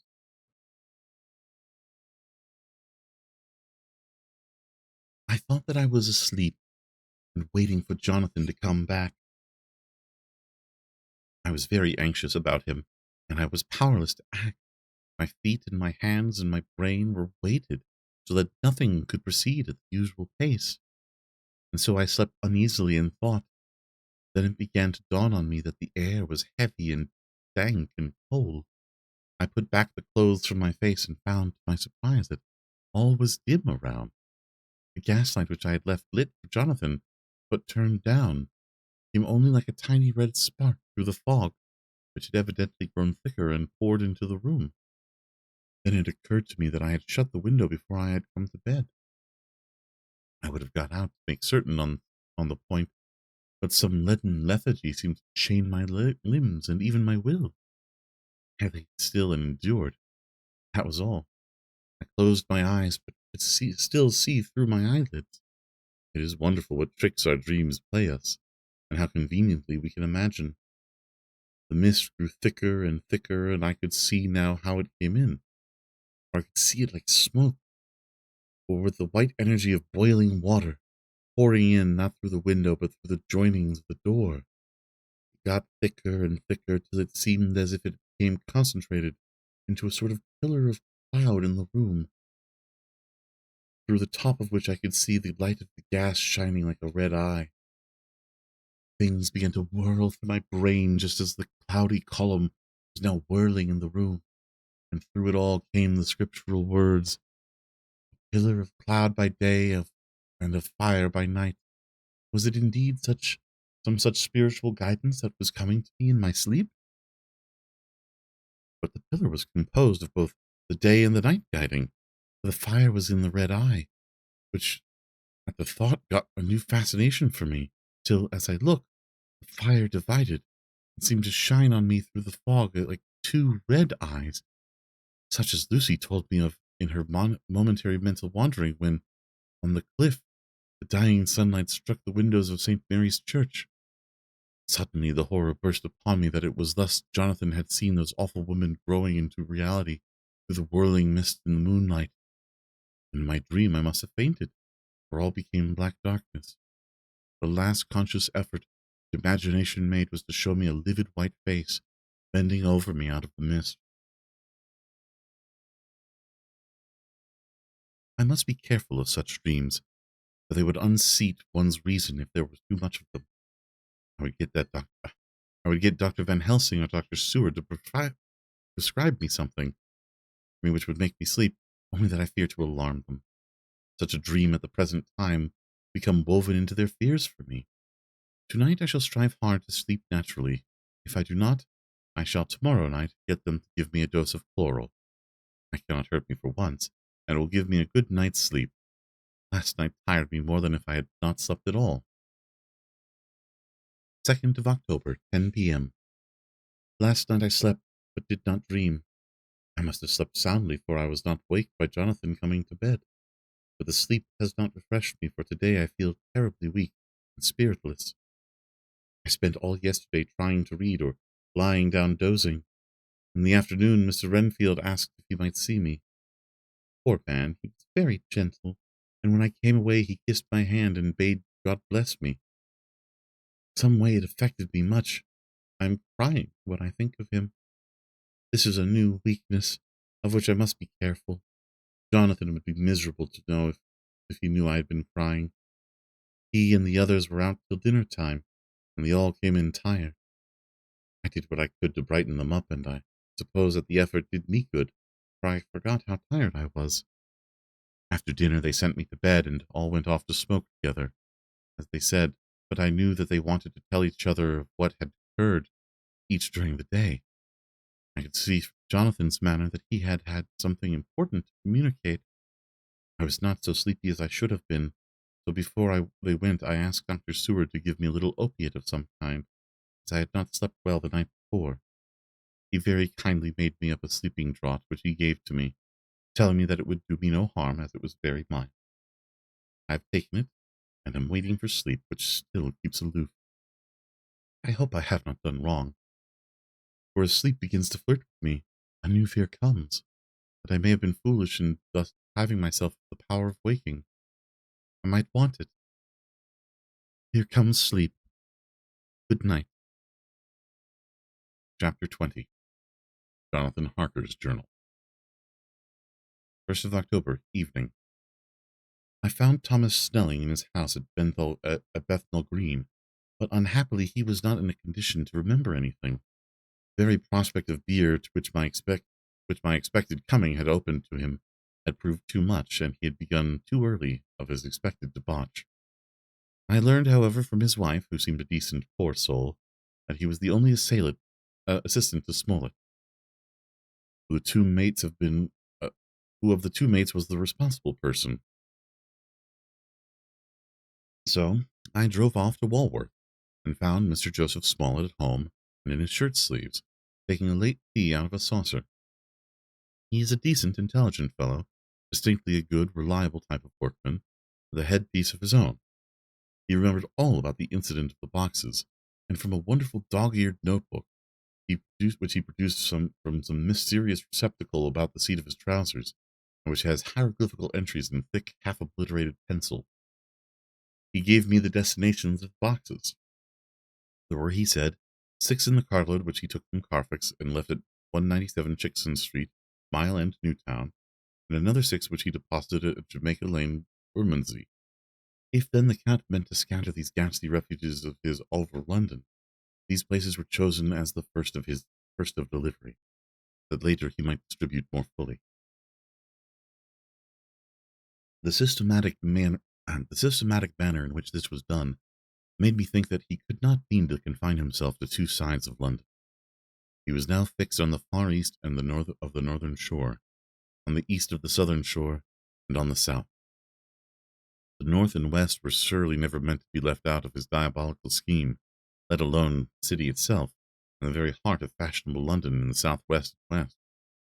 I went back to Smollett and asked him if he could tell us of any other boxes that had been taken from Carfax. He replied, "Well, Governor, you've treated me very handsome." I had given him a sovereign. "And I'll tell you all I know. I had a man by the name of Bloxham say 4 nights ago in the Arenans in Pinch's Alley, as how he and his mate had a rusty, dusty job in Old House and Perfect. There ain't a many such jobs as this here, and I'm thinking maybe Sam Bloxham could tell you some of." I asked if he could tell me where to find him. I told him that if he could give me the address, it would be worth another half-sovereign to him. He gulped down the rest of his tea and stood up, saying that he was going to begin the search then and there. At the door he stopped and said, "Look here, Governor, there ain't no sense in me keeping you here. I might find Sam soon, or I might. But anyhow, he ain't like to be in a way to tell you much tonight. Sam is a rare one when he starts on his booze. If you can give me an envelope with a stamp on it and put your address on it, I'll find out where Sam is, be found, and post it tonight. But you'd better be up after him soon in the morning, or maybe you won't catch him. Sam gets off main early. Never mind the booze the night before." This was all practical, so one of the children went off with a penny to buy an envelope and a sheet of paper, and to keep the change. When she came back, I addressed the envelope and stamped it. And when Smollett had again faithfully promised to post the address when found, I took my way home. We're on the track anyhow. I am tired tonight and want to sleep. Mina is fast asleep and looks a little too pale. Her eyes look as though she has been crying. Poor dear. I've no doubt it frets her to be kept in the dark, and it may make her doubly anxious about me and the others. But it is best as it is. It is better to be disappointed and worried in such a way now than to have her nerve broken. The doctors were quite right to insist on her being kept out of this dreadful business. I must be firm, for on me this particular burden of silence must rest. I shall not ever enter on the subject with her under any circumstances. Indeed, it may not be a hard task after all, for she herself has become reticent on the subject, and has not spoken of the Count or his doings ever since we told her of our decision.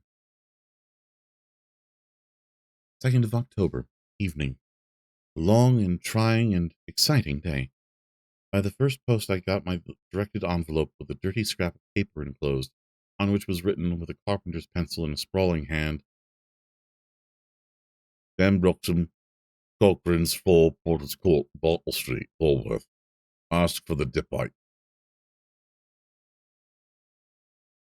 I got the letter in bed and rose without waking Mina. She looked heavy and sleepy and pale, and far from well.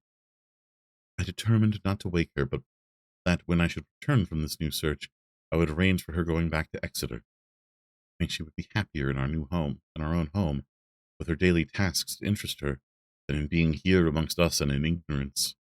I only saw Dr. Seward for a moment and told him where I was off to, promising to come back and tell the rest so soon as I should have found out anything.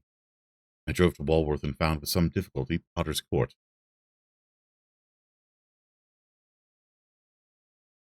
Mr. Smollett's spelling misled me. I asked for Potter's Court instead of Potter's Court. However, when I had found the court, I had no difficulty in discovering Corcoran's lodging house. When I asked the man who came to the door for the depite, he shook his head and said, "I don't know him. Ain't no such a person here. I never heard of him in all my blooming days. I don't believe there are anybody of that living in here or else anywheres."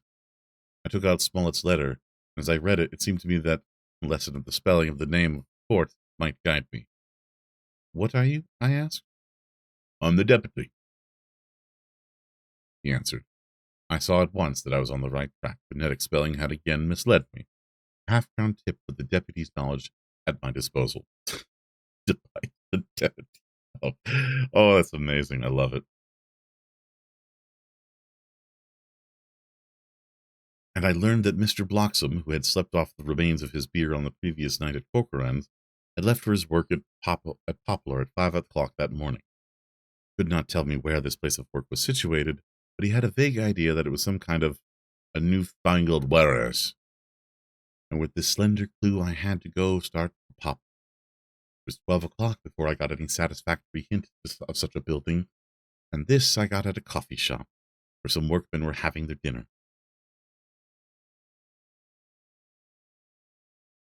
One of these suggested that there was being erected at Cross Angel Street a new cold storage building, and as this suited the condition of a newfangled warehouse, I at once drove to it. An interview with a surly gatekeeper and a surlier foreman, both of whom were appeased with the coin of the realm, put me on the track of Bloxam. He was sent for my suggesting that I was willing to pay his day's wages to his foreman for the privilege of asking him a few questions on a private matter.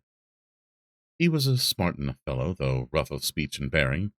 When I had promised to pay for his information and given him an earnest, he told me that he had made 2 journeys between Carfax and a house in Piccadilly, and had taken from this house to the latter 9 great boxes, 9 heavy ones, with a horse and cart hired by him for this purpose. I asked him if he could tell me the number of the house in Piccadilly, to which he replied, "Well, governor, I forgets the number, but it was only a few doors from a big white church or something kind, not long built. It was a dusty old house, too. There was nothing of the dustiness of the house where he took the bloomin' boxes from." "How did you get into the houses if they were both empty?" "That was the old party what engaged me a waiting on the house in Purfleet. He helped me to lift the boxes and put them in the drain. Curse me, but he was the strongest chap I ever struck. And here was an old fella, with a white moustache, one that thin you would think couldn't grow a shadow." How this phrase thrilled through me. "Why, he took up his end of the boxes like they was pounds of tea, and me a puffing and blowing afore I could get mine up in mine anyhow. And I'm no chicken neither." "How did you get into the house in Piccadilly?" I asked. "He was there too. He must have started off and got there for me. But when I rung the bell, he came up and opened the door himself, like helped me carry the boxes into the hall." "The whole 9?" I asked. "Yes, there was 5 in the first load and 4 in the second. It was main dry work, and I don't well remember how I got home." I interrupted him. "Were the boxes left in the hall?" "Yes, it was a big hall, and there was nothing else in it." I made one more attempt to further matters. "You didn't have any key?" "Never used no key, no nothing. The old gentry opened the door herself and shut it again when I drove off.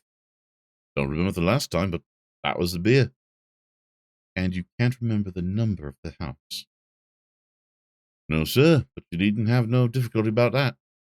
It's a high un with a stone front with a bow on it, and I steps up to the door. I know them steps, having had to carry boxes with 3 loafers of what come around to earn a copper. This old gent gives them shillings, and they seeing they got so much, they wanted more. But he took one of them by the shoulder and was like to throw him down the steps, till the lot of them went away cussing. I thought that this description, with this description, I could find the house. And so, having paid my friend for his information, I started off for Piccadilly. I gained a new painful experience. The Count could, as it was evident, handle the earth boxes himself. If so, time was precious. For now that he had achieved a certain amount of distribution, he could, by choosing his own time, complete the task unobserved. At Piccadilly Circus, I discharged my cab and walked westward. Beyond the Junior Constitutional, I came across the house described, and was satisfied that this was the next of the lairs arranged by Dracula. The house looked as though it had been long untenanted. The windows were encrusted with dust, and the shutters were up. All the framework was black with time, and from the iron the paint had mostly scaled away. It was evident that up to lately there had been a large notice board in the front of the balcony. It had, however, been roughly torn away, the uprights which had supported it still remaining. Behind the rails of the balcony I saw there were some loose boards, whose raw edges looked white. I would have given a good deal to have been able to see the notice board intact, as it would, perhaps, have given some clue to the ownership of the house. I remembered my experience of the investigation and purchase of Carfax. I could not but feel that if I could find the former owner, there might be some means discovered of gaining access to the house. There was, at present, nothing to be learned from the Piccadilly side, and nothing could be done. So I went round back to see if anything could be gathered from this quarter. The mews were active, and Piccadilly houses being mostly in occupation. I asked one or two of the grooms and helpers whom I saw around if they could tell me anything about the empty house. One of them said that he had heard it had lately been taken, but he couldn't say from whom. He told me, however, that up to very lately there had been a notice board of for sale up, and that perhaps Mitchell, Sons and Candy, the house agents, could tell me something, as he thought he remembered seeing the name of that firm on the board. I did not wish to seem too eager, or let my informant know or guess too much, so thanking him in the usual manner, I strolled away. It was now growing dusk, and the autumn night was closing in. I did not lose any time. Having learned of the address of Mitchell, Sons and Candy from a directory at the Berkeley, I was soon at their office in Sackville Street.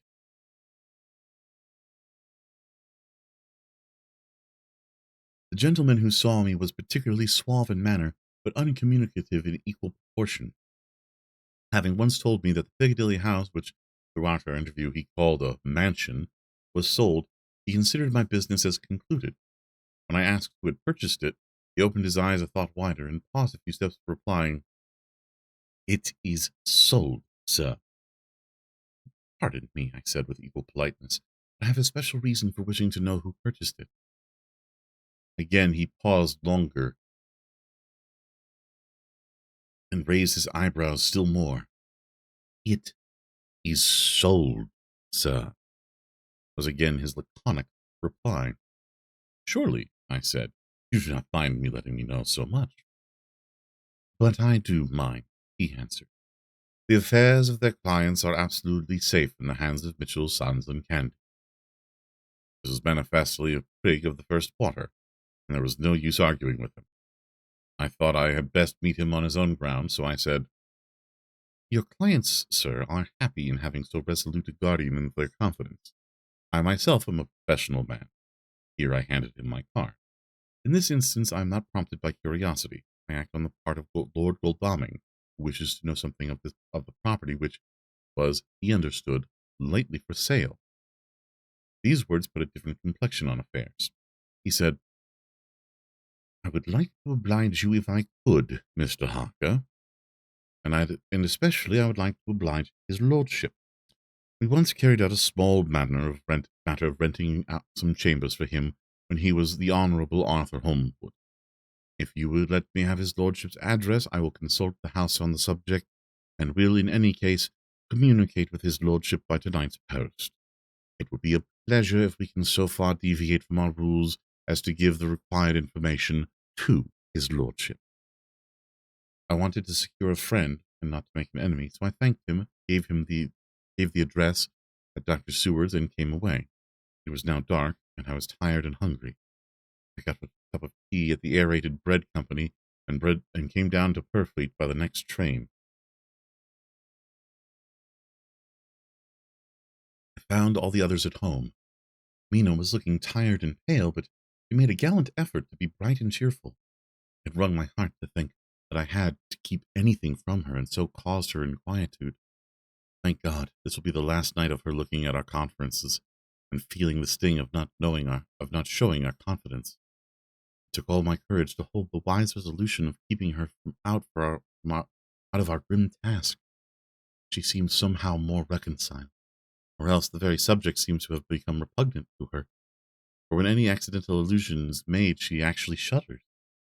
I am glad we made our resolution in time. With such a feeling as this, our growing knowledge would be torture to her.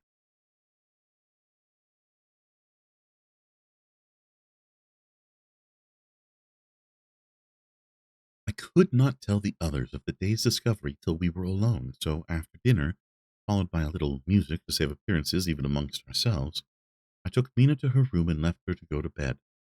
Your girl was more affectionate with me than ever, and clung to me as though she would detain me. But there was much to be talked of, and I came away. Thank God, the ceasing of telling of things has made no difference between us. When I came down again, I found the others all gathered round the fire in the study. In the train, I had written my diary so far, and simply read it off to them as the best means of letting them get abreast of my own information. When I had finished, Van Helsing said, "This has been a great day's work, friend Jonathan. Doubtless we are on the track of the missing boxes, and if we find them all in that house, then our work is near the end. But if there be some missing, we must search until we find them. Then shall we make our final coup, and hunt the wretch to his real death." We all sat silent a while, and all at once Mr. Morris spoke. "Say, how are we supposed to get into that house?" "We got into the other," answered Lord Dowling quickly. "But this is different. We broke house at Carfax, but we had night in a walled park to protect us. It will be a mighty different thing to commit burglary in Piccadilly, either by day or night. I confess, I don't see how we're going to get in unless that agency duck can find us a key of some sort. Perhaps we shall know when you get his letter in the morning." Lord Godalming's brows contracted, and he stood up and walked about the room. By and by he stopped and said, turning from one another to us,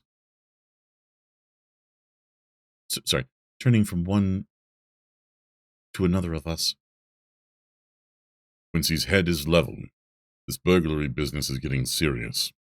We got off once all right, but we now have a rare job on hand, unless we can find the Count's key basket." As nothing could well be done before morning, and as it would be at least advisable to wait until Lord Godalming should hear from Mitchell's, we decided not to take any active step before breakfast time. For a good while we sat and smoked, discussing the matter in its various lights and bearings. I took the opportunity of bringing this diary right up to the moment. I'm very sleepy and shall go to bed. Just a line. Mina sleeps soundly and her breathing is regular. Her forehead is puckered up into little wrinkles, as though she thinks even in her sleep. She is still too pale, but does not look so haggard as she did this morning. Tomorrow will, I hope, mend all this. She will be herself at home in Exeter. Oh, but I am sleepy. Dr. Seward's Diary, 1st of October. I am puzzled afresh about Renfield. His moods change so rapidly that I find it difficult to keep in touch with them. And as they always mean something more than his own well-being, they form a more than interesting study. This morning, when I went to see him after his repulse of Van Helsing, his manner was that of a man commanding destiny. He was, in fact, commanding destiny, subjectively. He did not really care for any of the things of mere earth. He was in the clouds and looked down on all the weaknesses and wants of us poor mortals. I thought I would improve the occasion and learn something, so I asked him, "What about the flies these times?" He smiled on me in a quite superior sort of way, such a smile as would have become the face of Malvolio, and as he answered me, "Fly, dear sir, has one striking feature. Its wings are typical of the aerial powers of the psychic faculties. The ancients did well when they typified the soul as a butterfly.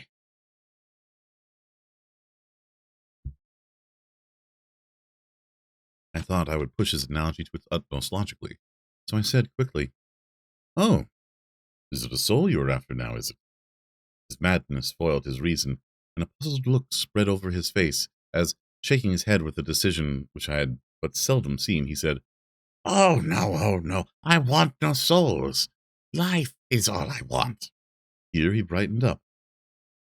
I am pretty indifferent about it at present. Life is all right.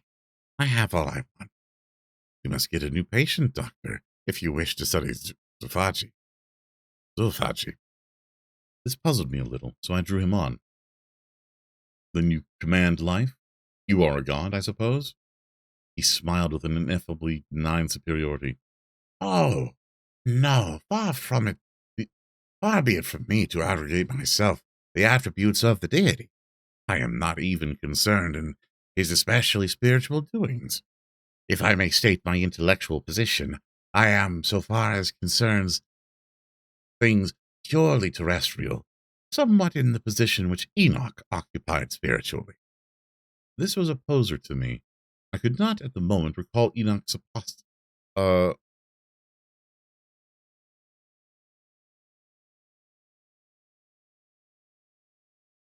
Enoch's story, so I had to ask a simple question, though I felt that by doing so, I was lowering myself in the eyes of the lunatic. And why with Enoch? Because he walked with God. I could not see the analogy, but did not like to admit it, so I harked back to what he had denied. So you don't care about life and you don't want souls. Why not? I put my question quickly and somewhat sternly, on purpose to disconcert him. The effort succeeded. For an instant he was unconsciously relapsed into his old servile manner, bent low before me, and actually fawned upon me as he replied. Oh, I don't want any souls, indeed, indeed.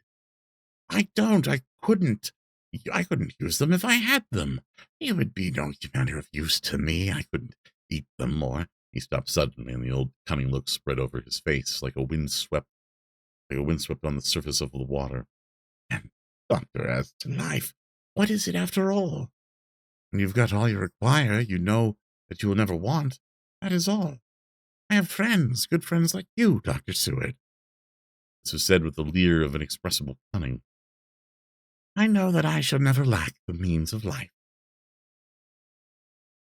I think that through the cloudiness of his insanity he saw some antagonism in me, for at once he fell back on the last refuge of such as he, a dogged silence. After a short time I saw that for the present it was useless to speak to him. He was sulky, and so I came away. Later on in the day he sent for me. Ordinarily I would not have come without special reason, but just at present I am so interested in him I would gladly make an effort. Besides, I am glad to have anything to help pass the time. Harker is out following up clues, so are Lord Galdami and Quincing. Van Helsing sits in my study poring over the record prepared by the Harkers. He seems to think that by accurate knowledge of all the details he will light upon some clue. He does not wish to be disturbed in the work without cause.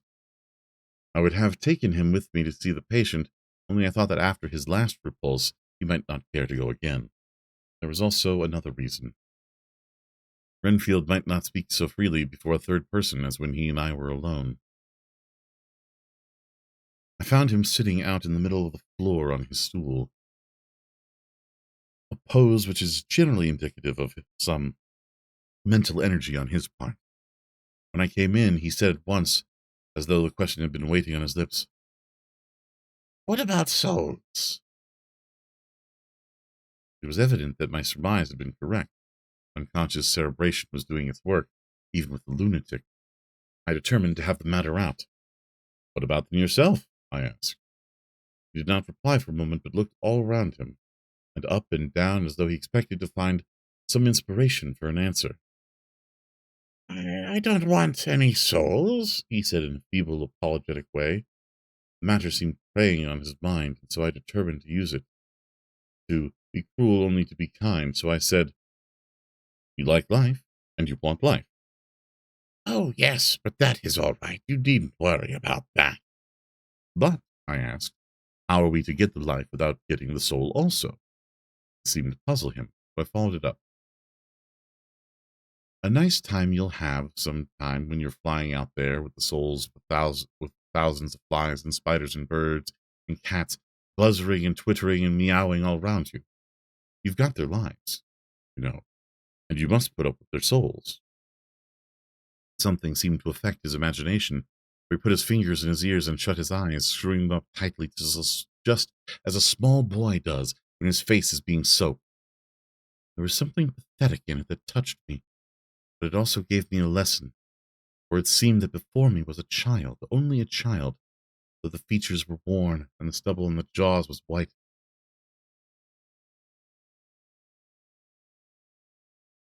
It was evident that he was undergoing some process of mental disturbance, and knowing how his past moods had interpreted things seemingly foreign to himself, I thought I would enter into his mind as well as I could and go with him. The first step was to restore confidence, so I asked him, speaking pretty loud so that he would hear me through his closed ears, "Would you like some sugar to get your flies round again?" He seemed to wake up all at once and shook his head. With a laugh, he replied, Not much. Flies are poor things, after all.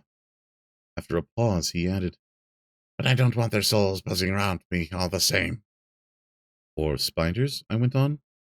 No, spiders. What's the use of spiders? There isn't anything in them to eat or... He stopped suddenly, as though reminded of a forbidden topic. So, I thought to myself, this is the second time he has suddenly stopped at the word drink. What does it mean? Renfield seemed himself aware of having made a lapse, for he hurried on, as though to distract my attention from it. I don't take any stock, at all in such matters. Rats and mice and such small deer, as Shakespeare has it. Chicken feed of the larder, they might be called. I'm past all that sort of nonsense. You might as well ask a man to eat molecules with a pair of chopsticks as to try and interest me of the lesser carnivora when I know of what is before me. I see. You want big things that you can make your teeth meet in. How would you like breakfast on an elephant? What a ridiculous nonsense you're talking. He was getting too wide awake, so I thought I would press him hard. I wonder, I said reflectively, what an elephant's soul is like. The effect I desired was obtained, for he at once fell from his high horse and became a child again. I don't want an elephant's soul, or any soul at all, he said. And for a few moments he sat despondently. Suddenly he jumped to his feet, with his eyes blazing and all the signs of intense cerebral excitement. To hell with you and your souls, he shouted. Why do you beg me about souls?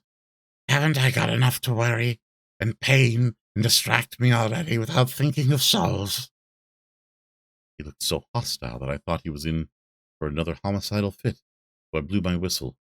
The instant, however, that I did so, he became calm and said apologetically, Forgive me, Doctor, I forgot myself. You do not need any help. I am so worried in my mind that I am apt to be irritable. If you only knew the problem I have to face, that I am working out, you would be pity and tolerate and pardon me. Pray, do not put me in a strait waistcoat. I want to think and cannot think freely when my body is confined. I am sure you will understand. He had evidently self-control, so that when the attendants came, I told them not to mind, and they withdrew. Renfield watched them go. When the door was closed, he said with considerable dignity and sweetness, Dr. Seward, you have been very considerate towards me. Believe me that I am very, very grateful to you. I thought it well to leave him in this mood, so I came away. There is certainly something to ponder over in this man's state. Several points seem to make what the American interviewer calls a story, if one could only get them in proper order. Here they are.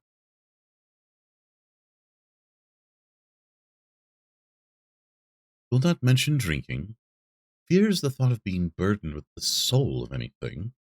has no dread of wanting life in the future, despises the meaner forms of life altogether, though he dreads being haunted by their souls. Logically, these things point one way. He has assurance of some kind that he will acquire some higher life. He dreads the consequence, the burden of a soul. Then it is a human life he looks to, and the assurance. Merciful God, the Count has been to him, and there is some new scheme of terror afoot. Later, I went after my round to Van Helsing and told him of my suspicion. He grew very grave, and, after thinking the matter over for a while, asked me to take him to Renfield. I did so.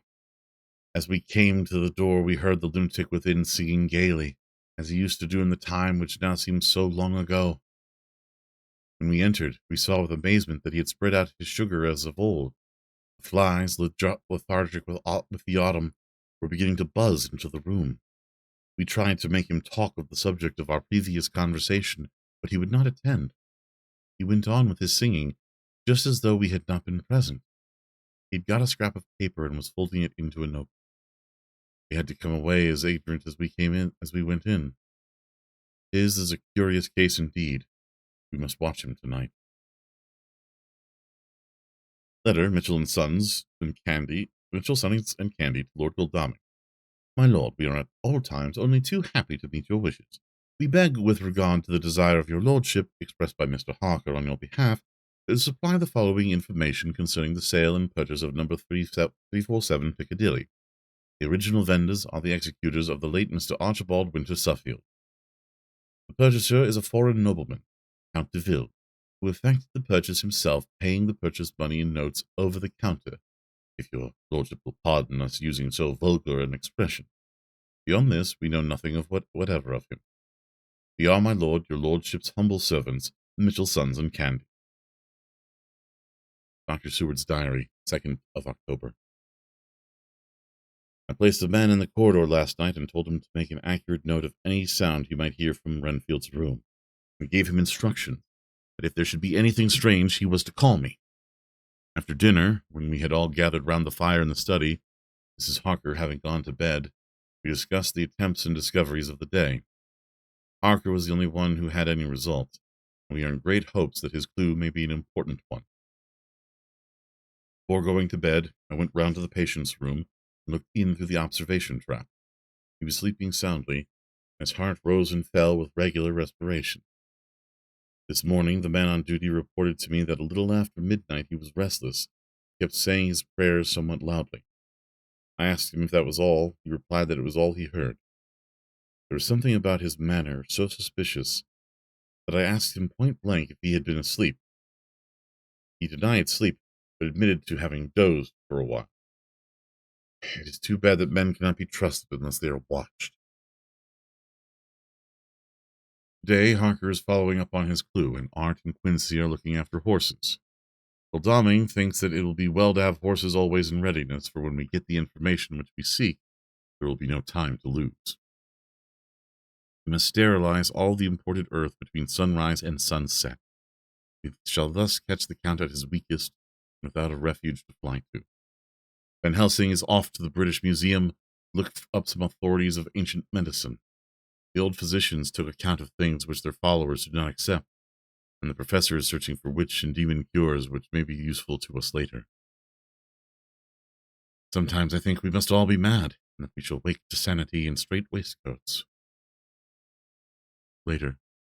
We have met again. We seem at last to be on the track, and our work of tomorrow may be the beginning of the end. I wonder if Renfield's quiet has anything to do with this. His moods have so followed the doings of the Count that the coming destruction of the monster may be carried to him in some subtle way. If we could only get some hint as to what passed in his mind between the time of my argument with him today and his presumption of fly-catching, it might afford us a valuable clue. He is now seemingly quiet for a spell. Is he? That wild yell seemed to come from his room. The attendant came bursting into my room and told me that Renfield had somehow met with some accident. He had heard him yell, and we went to him, found him lying on his face on the floor, all covered in blood. I must go at once.